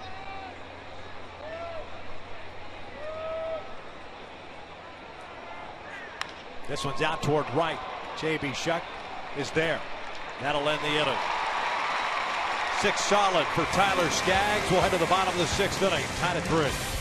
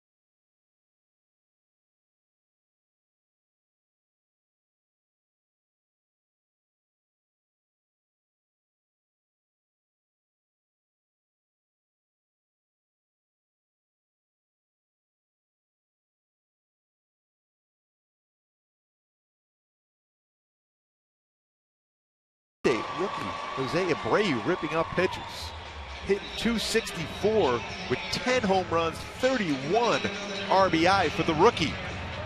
Thumb surgery for Bryce Harper, who saw him on that last road trip, had some odd swings, but got hurt after we left town. Going to be out, they say, at least until July. It's a big blow for the Nationals when you think about what he can do for the team both defensively and offensively. Yeah, had been slowed with the quad issue, off to a slow start. Swung the bat pretty good the first couple of games against the San Diego Padres, but then now going to be out for an extended period of time. But Albert Pujols leads things off And he looks at a breaking ball that misses in. And with those 31 RBIs for Abreu, the rookie for the White Sox, that's the most RBIs for a rookie in the first month of the season since Albert Pujols back in 2001. This one's yanked foul. Hello, Gary DiSarcina. 1 ball, 1 strike. He knew he was going to be out of the way of that one. Well, DiSar is scouting out the territory of where we might be sitting doing a game one of these days. He is way down the line. As long as he's there, we might be able to do that to protect us. Yep. Pujols, Ibanez, and Kendrick for the Angels here in the 6th. Foul back. 1-2. Now Albert 0 for 2. A couple of ground outs. Picked up his 22nd RBI in the first. Done a good job of using that sinker to get 2 ground balls to shortstop for Pujols. Masterson has so far.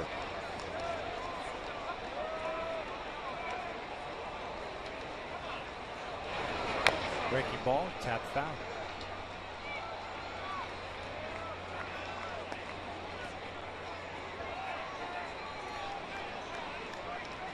I wonder if Albert was all right on that swing when he was moving his hand after making contact with that slider off the end of the bat.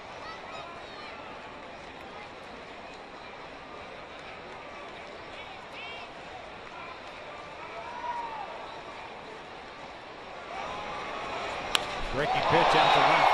Bradley moving back on it. Albert just out in front of it. Bradley puts it away for the first out.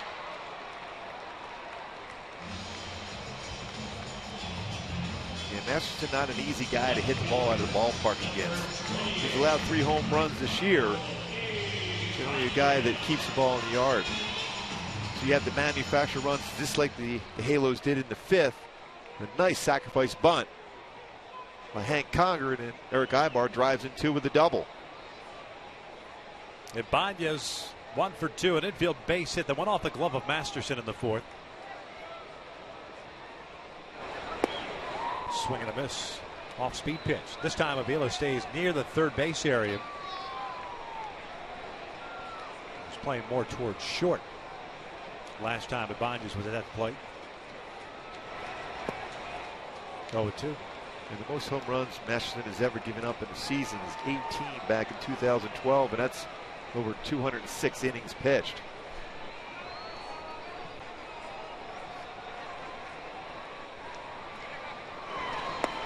And Ibanez goes down on 3 pitches, 2 down. 3rd strikeout of the night for Justin Masterson. Hey, MLB.TV Premium, the #1 live streaming sports service, is celebrating 12 years. Join the millions of subscribers. You can watch every out-of-market game live in True HD on over 400 devices. Just visit Angels.com for details.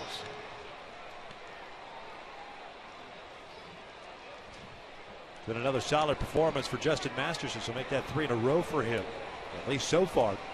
84 pitches. The 85th is down low for ball 1. Howie 0 for 2, a bouncer back to the mound. The last time it was a bouncer back to the mound. It turned into a 1-6-3 double play.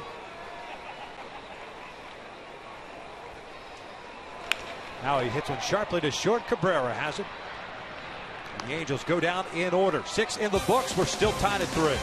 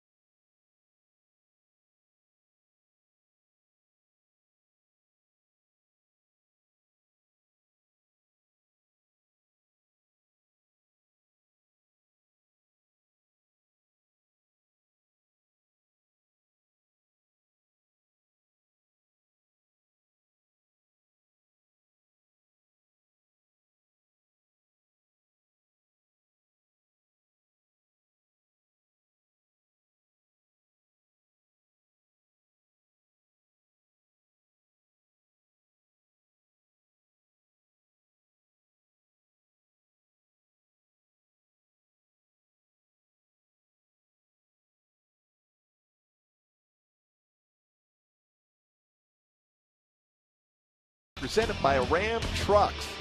This is textbook. In that ground ball back to the middle. Masterson throws the ball at the base, anticipating the shortstop covering the base. If you're a youngster at home and you're a pitcher, anytime you got a man on first, throw that ball right at the base, then their infielder has to be there to be able to field it, leading him. Perfect throw, 1-6-3 double play. Justin Masterson, 3 strikeouts, 1 walk, and 5 hits allowed. 3 runs, all earned. A 3-3 ties. We begin the 7th. Tyler Skaggs is back out on the mound, but more than likely just to face 1 batter. Left-hand hitting Michael Brantley at the plate. Herrera back up and loosening in the Angels' pen as Hadley tries to bunt his way on. Conger barehanded, fires to first. They got him. Nice play by Hank. 1 down. I really like the aggressive nature for Hank Conger to go after that baseball. More difficult play for Skaggs coming in on it than it is for Conger going and attacking the baseball. Pretty good bunt by Brantley, but quick out of his catcher position, a perfect throw to get the lead guy. Well done by Hank Conger.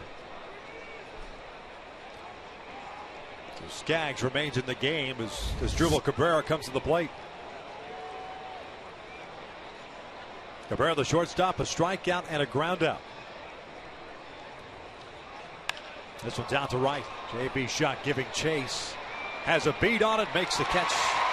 2 pitches, 2 outs to start the 7th.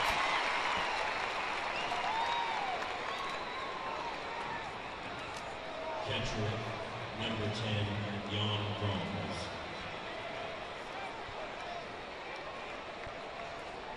You see Scioscia and Butcher look like they're asking Tyler Skaggs, you all right? 99 pitches. And the kid wants to stay in. Face Jan Gomes. 66 strikes of his 99 pitches.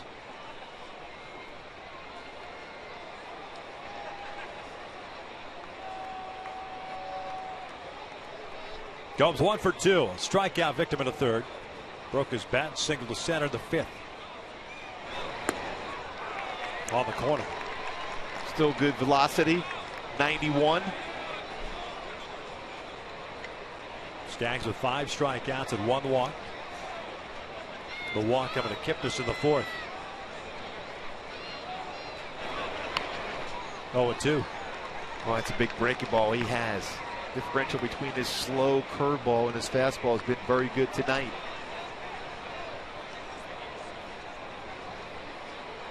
Nick Veranda has joined Jocelyn Herrera. 7 times in this game. Tyler Skaggs been ahead of the count, 0-2.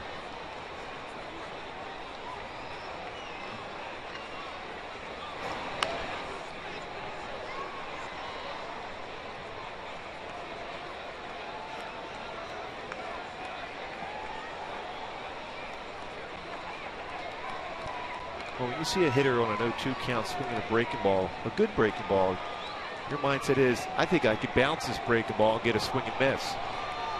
Trust Hank Conger to block it. They may try to go upstairs with a fastball, though, instead. And they got him. A 1-2-3 inning for Tyler Skaggs. 7th inning stretch time here at the Big A. Still tied at 3.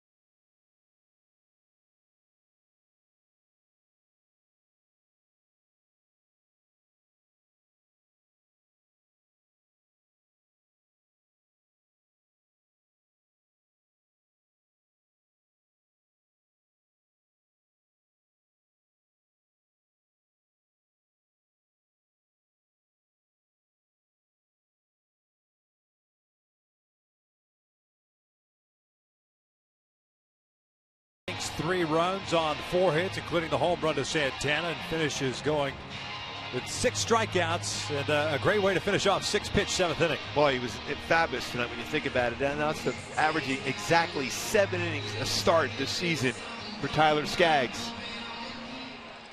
They've thrown 10 straight strikes. Quick inning that last inning. In a close game, getting deep in the ballgame. That's what you want to see out of your pitching staff, especially a youngster like Tyler Skaggs.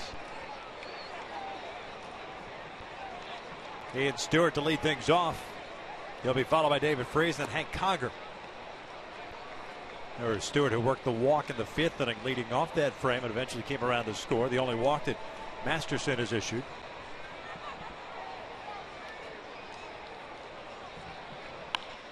This one down toward right center field. Rayburn moving over, as is Michael Bourne, and it is Rayburn or Bourne? Can't tell. Bourne's got it. 1 down. At least they avoided the collision. Yeah, it's one of those tough plays, that communication. Both are calling for the baseball at the same time.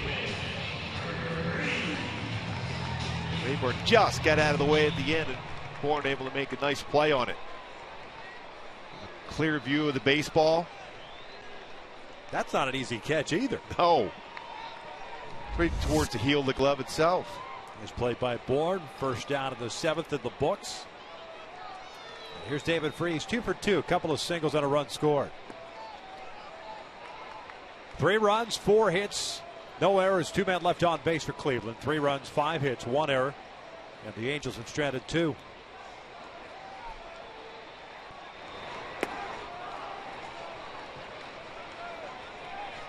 David Freese would love to have that pitch back. 1-0 count, fastball that was around thigh high. Looks at a slider for a strike, 1-2. Third multi-hit game for David Freese this year.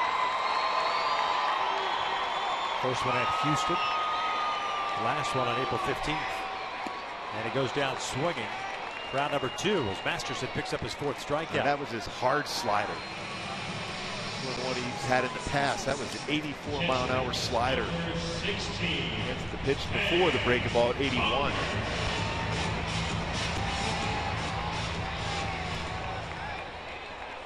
Won't get easier for the Angels too, because the Cleveland bullpen has been solid this year.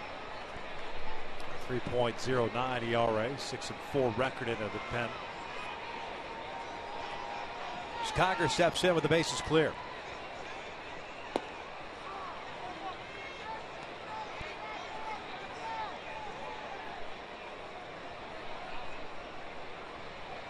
Kipnis out of shallow right with the overshift on. 6 in a row retired by Masterson since the 2 RBI double by Ibar.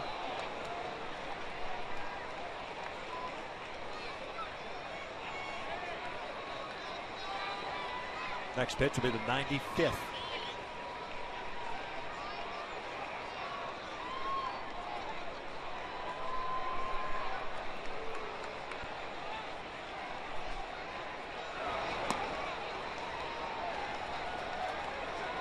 It doesn't seem like he ever throws a fastball that is straight. It's always sinking, where he has that ability to rise a fastball too. That one at 92 off the plate. Fernando Salas getting ready. 9-1-2 for Cleveland coming up in the 8th. Breaking ball got him looking on the back door. And a 1-2-3 inning for Masterson. 7 complete, still tied at 3.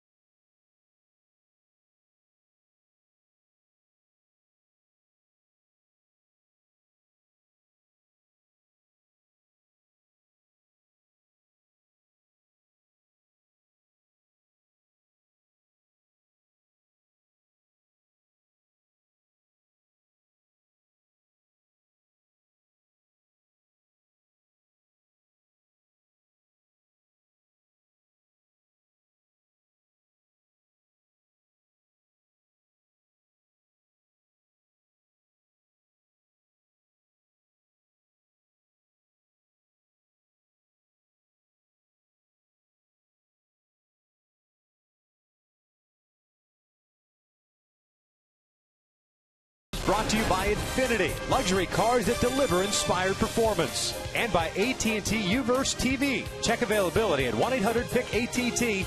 Rethink possible. Tied at 3 here in the top of the 8th inning. Halos with 5 hits, the Indians with 4.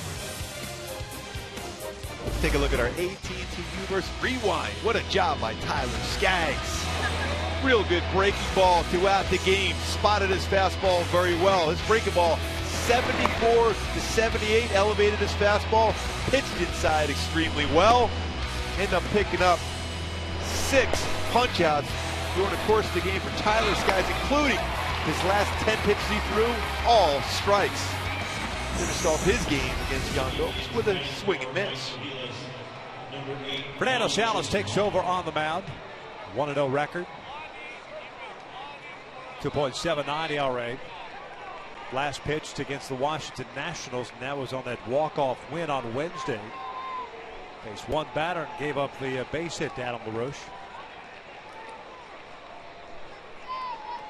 Mike Aviles, Michael Bourne, and Nick Swisher for Cleveland here in the 8th inning. First pitch swinging. It's a Lonnie Chisenhall pinch hitting for Aviles. 1 out.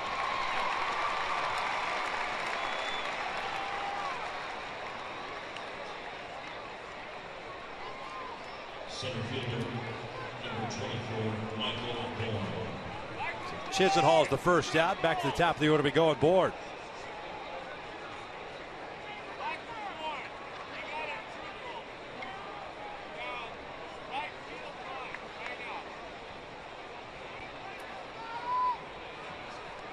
Bourne 0 for 3 tonight. Last time up, and a fly ball to center. Salas misses outside. Tyler Skaggs, 7 innings, 4 hits, 6 strikeouts, and a walk. 103 pitches from him, 70 strikes. Yeah, first time he's gone over 103 pitches, or over 100 pitches, I should say. 1 ball, 1 strike. And another 7-inning performance from Skaggs.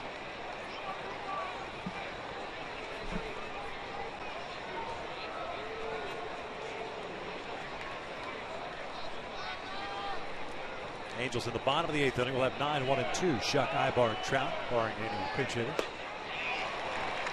Good off speed, 1 and 2. Well, Salas has a very good changeup. If he can spot his fastball consistent, which we saw a lot in spring training. Changeup's fantastic.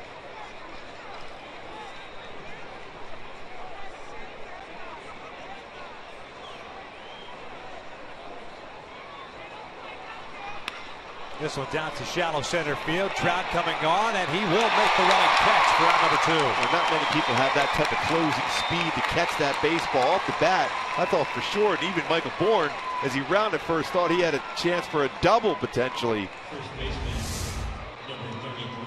But Trout able to close in and make a nice play on that baseball from Bourne. It's great closing speed. Can win a game with your bat, but he also can win a game with his glove. 2 outs, bases clear for Swisher. 1 for 3 game, doubled and scored back in the 4th. First time batting from the left side tonight. 236 average this year. 72 at bats. There's a couple of home runs and 8 runs batted in from this side. First one's in for a strike. Angels do overshift.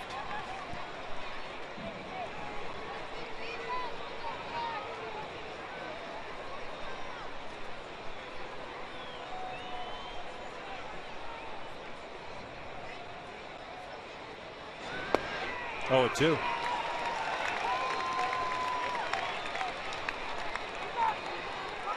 No action in the Cleveland pencil. Masterson will come back out for the 8th inning. And why not?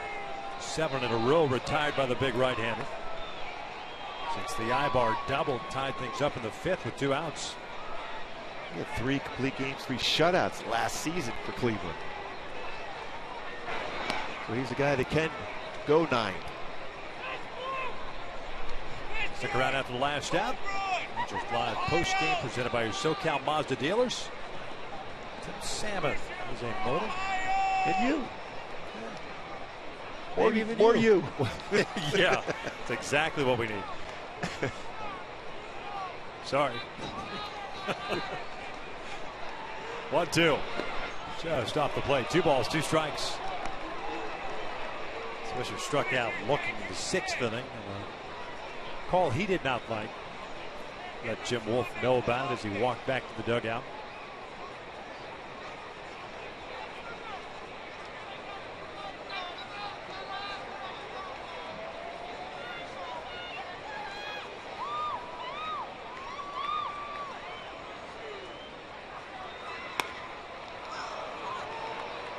So we've gone to a full count. Kipnis on deck.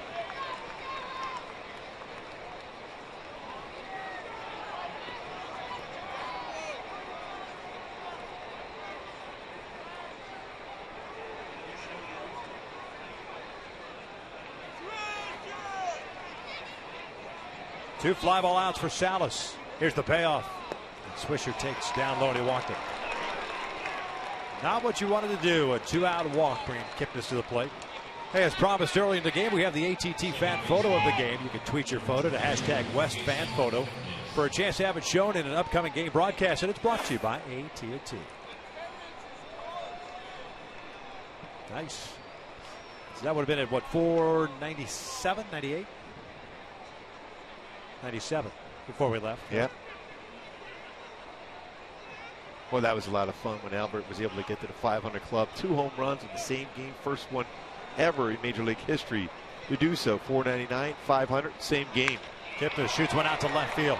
Ibanez moving back. He's there and will make the catch as he steps onto the warning track. That will end. The Indians, half of the 8th, will head to the bottom of the 8th. Tied at 3.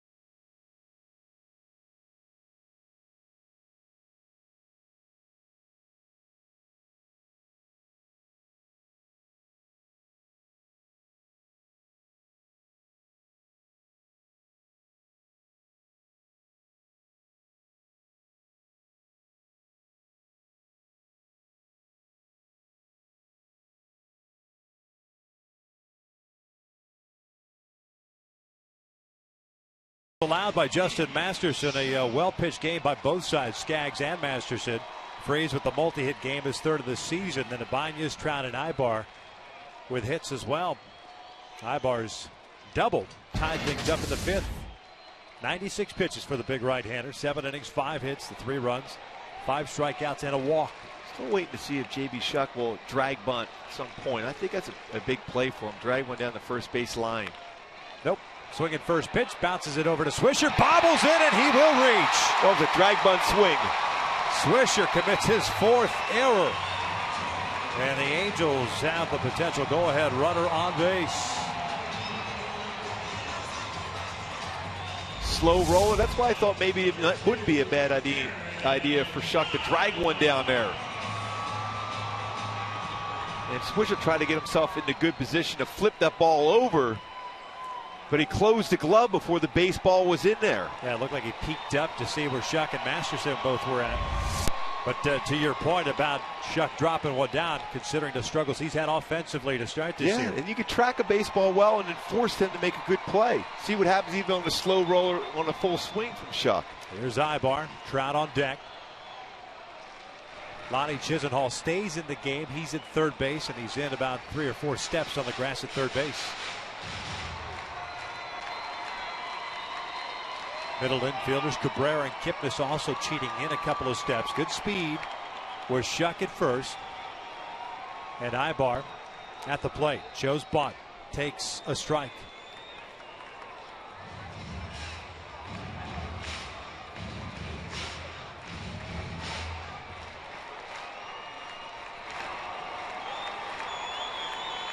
An error by Swisher, the 24th committed by Cleveland this year.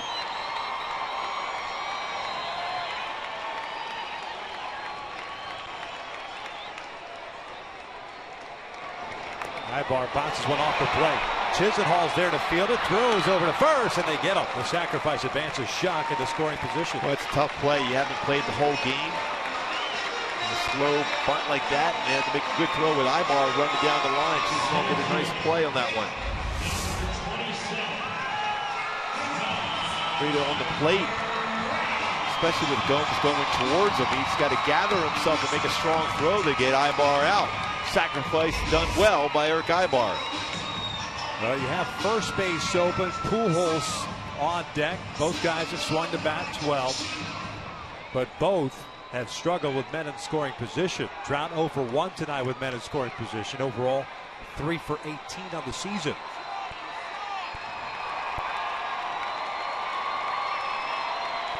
Halos tonight overall 1 for 4, and that was the Eric Ibar double in the 5th inning.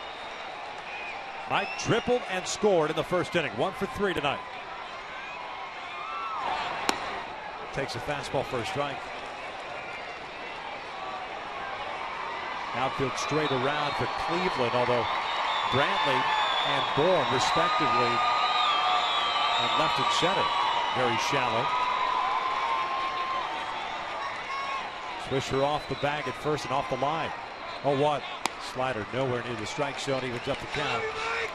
Gomes drops the baseball.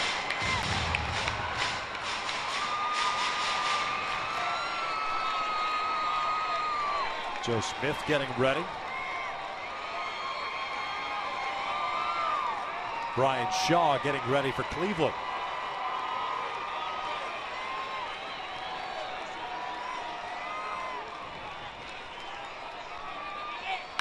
Fouled off to the right, 1-2. Mark Sipchinski now is joined in, so a left-hander and a righty up for Terry Francona.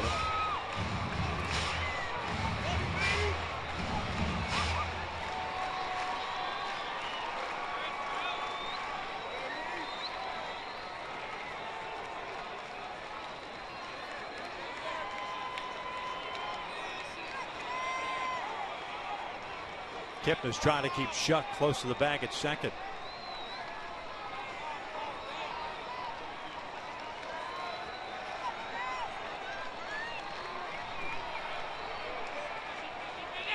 Breaking ball fouled back. Count remains at 1 ball, 2 strikes. Shuck reaching on the error by Swisher. Sacrifice to second. Pujols waits on deck.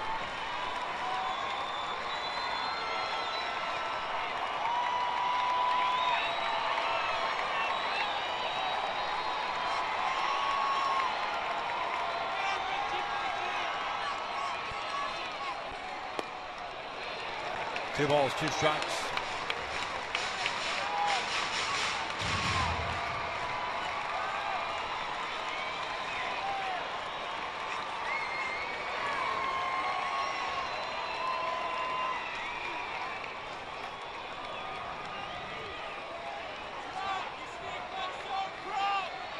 Two now. Breaking ball missed in. Full count. Remember, it was a front door breaking ball that locked up Trout in the 3rd inning. He struck out looking. Howard missing in off the plate.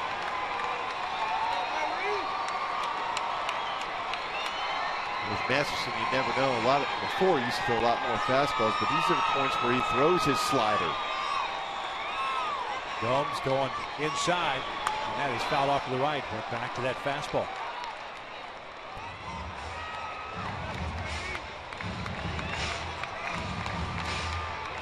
.106 pitches thrown by Masterson. 71 strikes tonight. 5 punch outs and a walk.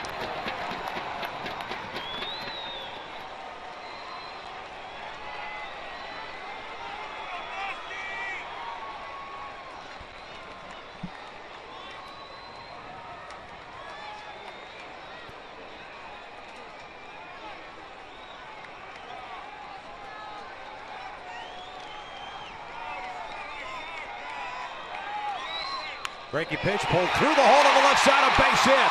Shot's going to be waved in. Bradley up and firing. Here's the play. It's cut off. And the Angels take the lead 4-3. Like Trout coming through once again. And J.B. Shuck didn't get a real good jump at third because Chisenhall was almost able to get that line drive one hopper from Trout. He dives, gets by him. Gary DiSarcina very aggressive, challenging Brantley's arm. That ball is going to be up the first base line. Because of that, Shuck's able to score the go-ahead run. And DiSar's down the line, waving him home. J.B. Shuck, who got on base via an error, comes through with a go-ahead run. Now the intentional walk to Pujols. We'll put a couple of men on with one out. And Ibanez will bat with Shipchinski ready to go in the pen. Yeah, that's what I'm thinking. Shipchinski's going to come in the game at that point. So the Angels capitalize on the error by Nick Swisher to lead off this bottom of the 8th inning.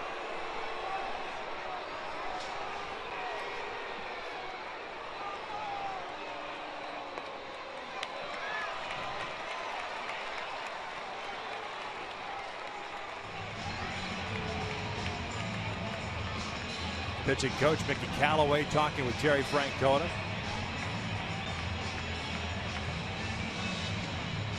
Well, you got to look at the numbers too for Ibanez against Masterson. 2 for 17 in his career. Trust in their ace of their staff.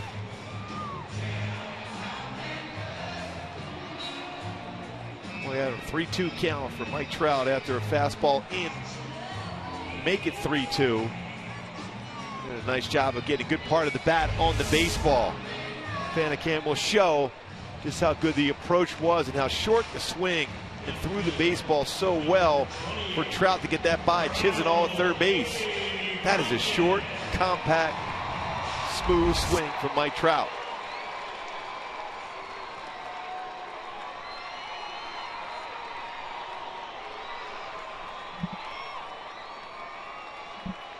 So Trout at second and Pujols at first base. Raul at the plate. 1 for 3 tonight. So they had stayed soft and away from Raul the entire night. The one hit that he got in the 4th inning was a bouncer off the glove of Masterson.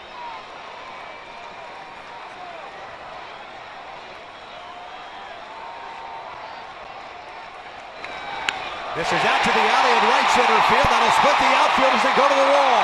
Pujols got a great jump from first, and DiSarcina is going to stop him, and Albert says no chance.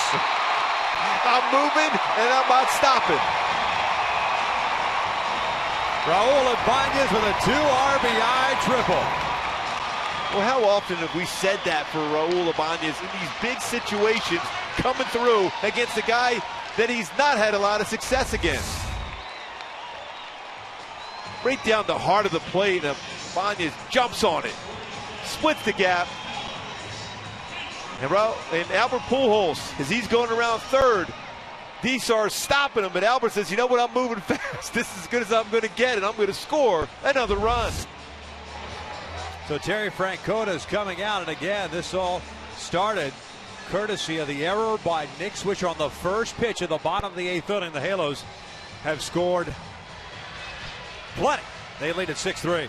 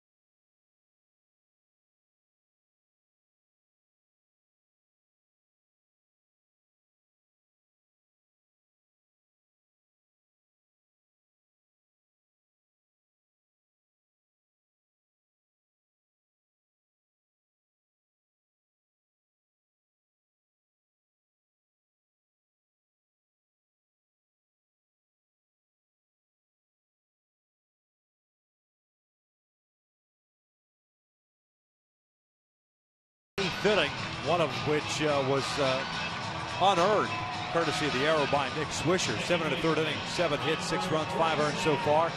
2 walks, 5 strikeouts, responsible for Ibanez standing at third base. And Howie Kendrick will come to the plate.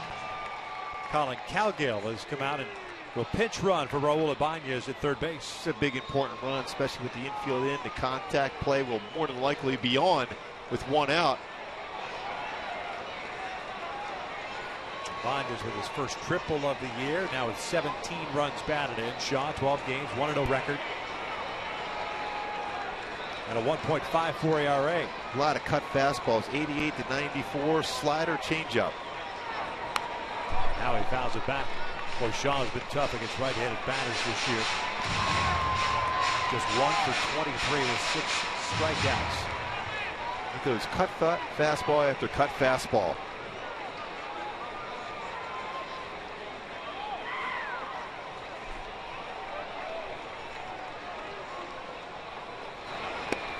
Howie takes low. 1 ball, 1 strike. Kendrick tonight 0 for 3. He will throw that cut fastball to start in off the plate, the indoor cutter.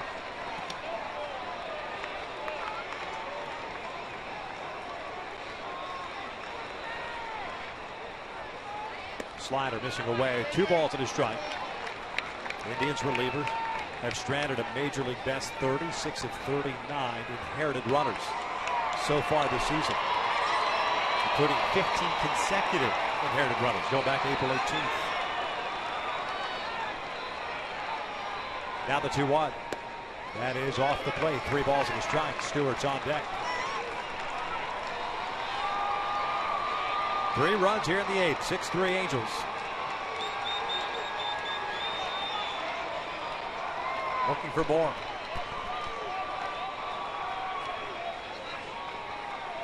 Howie takes in shot. He walked him.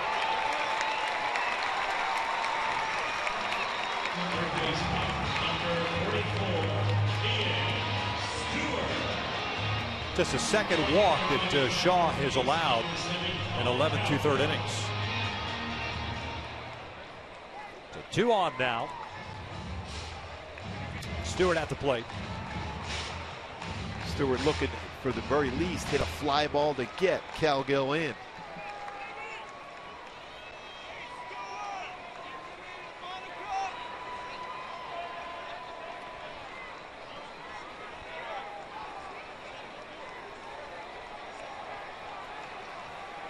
Stewart tonight 0 for 2. Missed in. 1 ball, no strikes. As good as Shaw has been against right-handed batters, lefties, with a lot of success. 368. 7 for 19.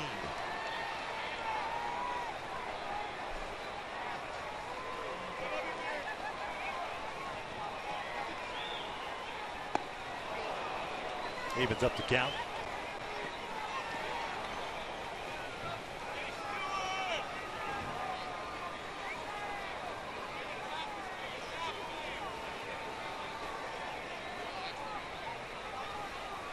Shaw from Livermore, California. Long Beach State, 06 to 08. Swinging a miss, 1-2. First year in the big leagues last season with Cleveland. 70 games, 7-3 record and a 3.24 ERA.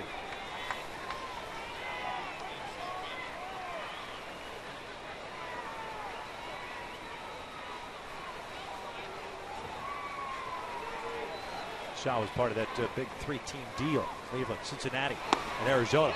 Kendrick takes off to throw down, not in time, and Howie picks up a stolen base. And Stewart is the second out here in the 8th.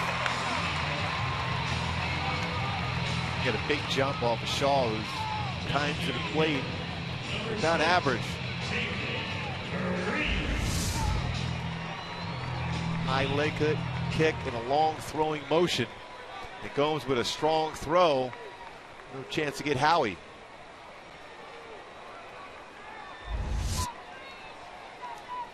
So 2 outs now, runners at second and third. Here's David Freese, 2 for 3. 2 singles, a strikeout and a run scored. On the corner, Joe Smith getting ready. He'll be facing his former mates. Cleveland in the ninth will have Santana, Rayburn, and Brantley 4, 5, and 6 coming up. Salas worked a scoreless inning. He pitched the 8th.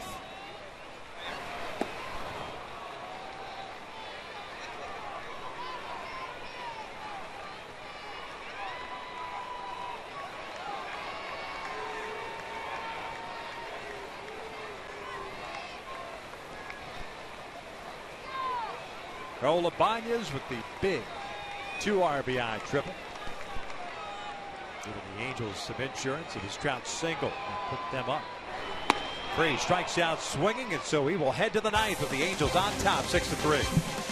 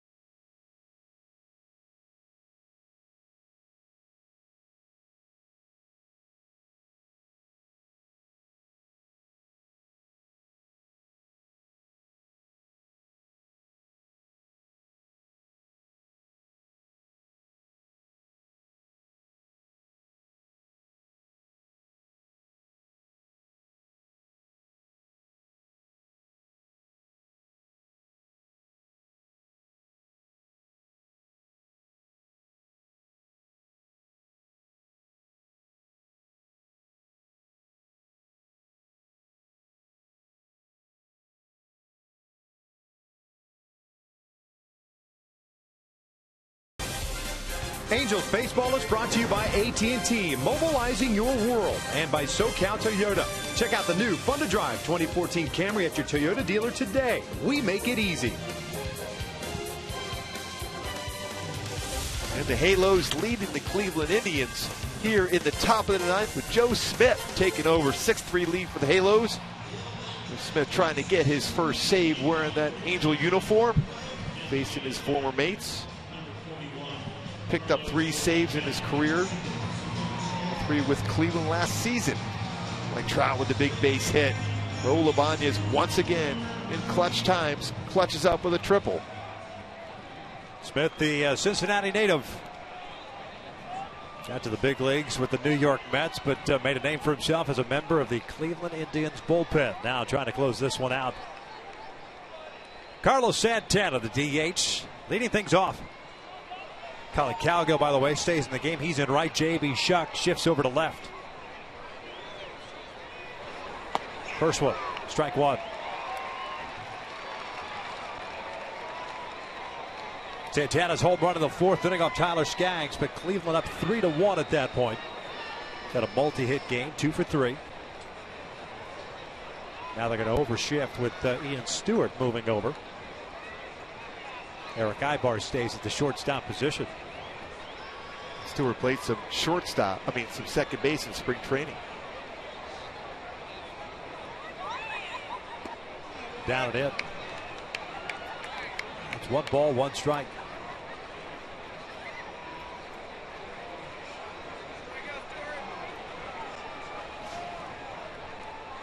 Santana pops it up behind the plate. Conger giving chase, gets rid of the mask. 1 down.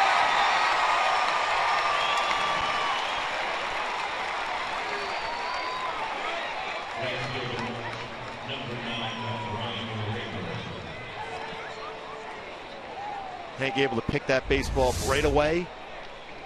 Puts the eyes on the baseball, looks it into the glove. The all-important first out of the 9th inning. He never took his eye off the baseball, looked it in the glove with 2 hands. David, Important, 2 hands. David Murphy, pardon me. Yeah, you like the 2 hands. Yes. Former Texas Ranger. Pinch hitting here for Ryan Rayburn. First one just missed in. 1 ball, no strikes. Murphy hitting .274, 23 games. That's a couple of home runs, 17 RBIs. Chops this one foul. Rayburn finishes the night going 0 for 3.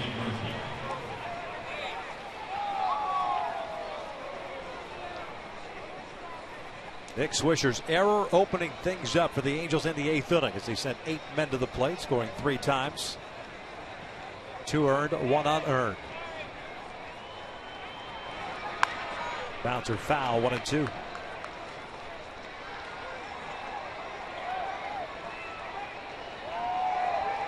Tyler Skaggs, 7 innings, 4 hits, 3 runs, 6 strikeouts and a walk. No decision for him. A solid outing once again in his 5th start of the year. Salas, pitcher of record for the Angels. 1-2 pitch. Now low, going with that frisbee slider. It's 2 balls and 2 strikes. Always felt over the years, watch Murphy hit in Texas. He loves pitches on the inner half of the plate. Stay away, stay down. They stayed away and it just missed off the plate. Wow. Full count. Bad miss at all for Joe.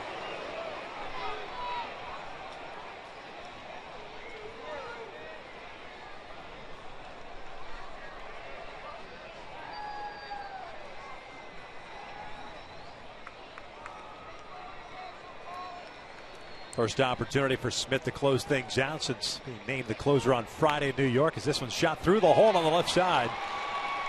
And it's a 1-out single for David Murphy here in the 9th inning. It'll bring up Brantley. Left fielder, number 23, Michael Brantley. It's a pretty good piece of hitting, especially because the pitch before was borderline a strike. It was called a ball. Went with it, got a base hit for Murphy. So man on for Brantley.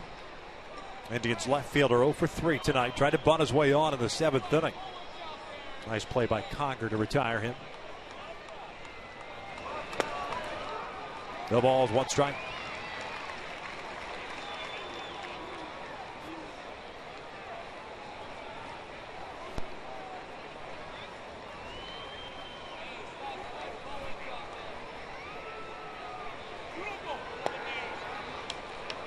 There's that 2-seamer trying to run that one in. He's had some trouble, or at least he did during that road game stretch. Kind of overthrowing that 2-seamer. That one had good movement to it. Trying to force that pitch because of the movement that Joe Smith has. It's at times very difficult to do so. 1-2. Does not waste a whole lot of time when he's on the mound.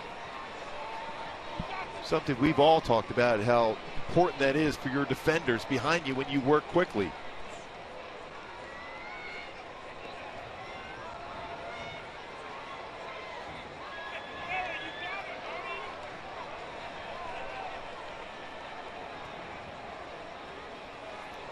Murphy on at first with 1 out here in the 9th.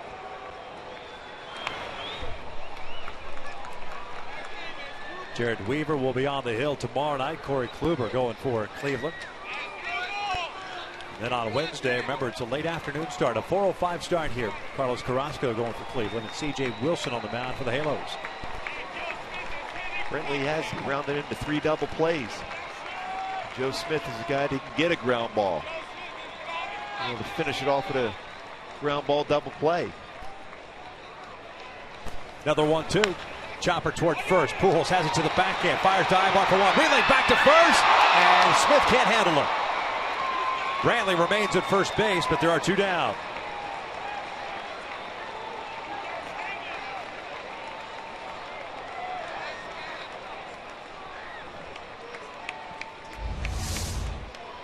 A good feed from Pujols.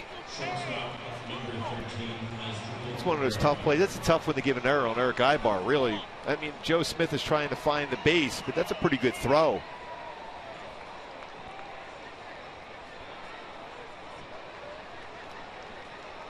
Trying to find the base. The most difficult thing as a pitcher is the 3-6-1. When you're trying to get there, you're cutting down that angle.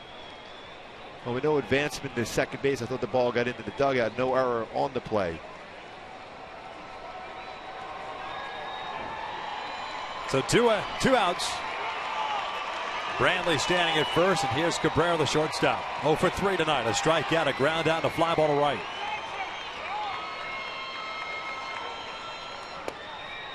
No balls, 1 strike.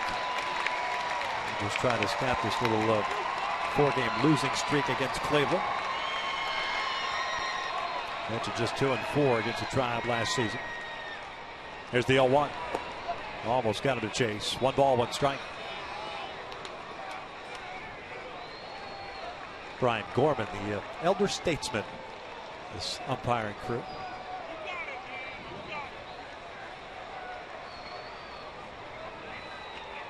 Brantley takes off. Cabrera went around. 1 ball, 2 strikes. Defensive indifference. So now 1 strike away from picking up the first one of this 3-game set.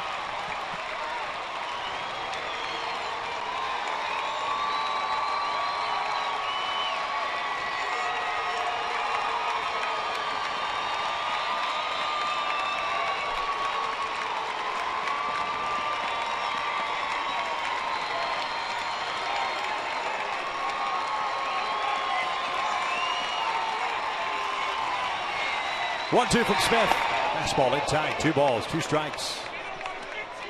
Well, he was looking out over the plate. Cabrera was against his former teammate, who had some pretty good looks over the years playing shortstop. Joe Smith on the mound.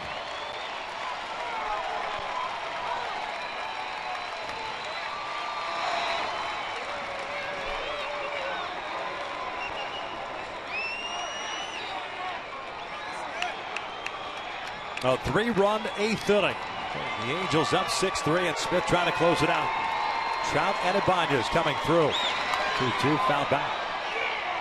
And Eric Ibar earlier with a nice sacrifice bunt by Hank Conger.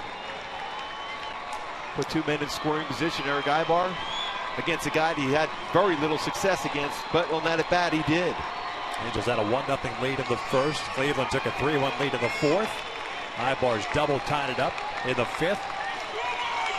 And I've already mentioned the 8th. Another 2-2 downstairs. Full count. Gomes on deck.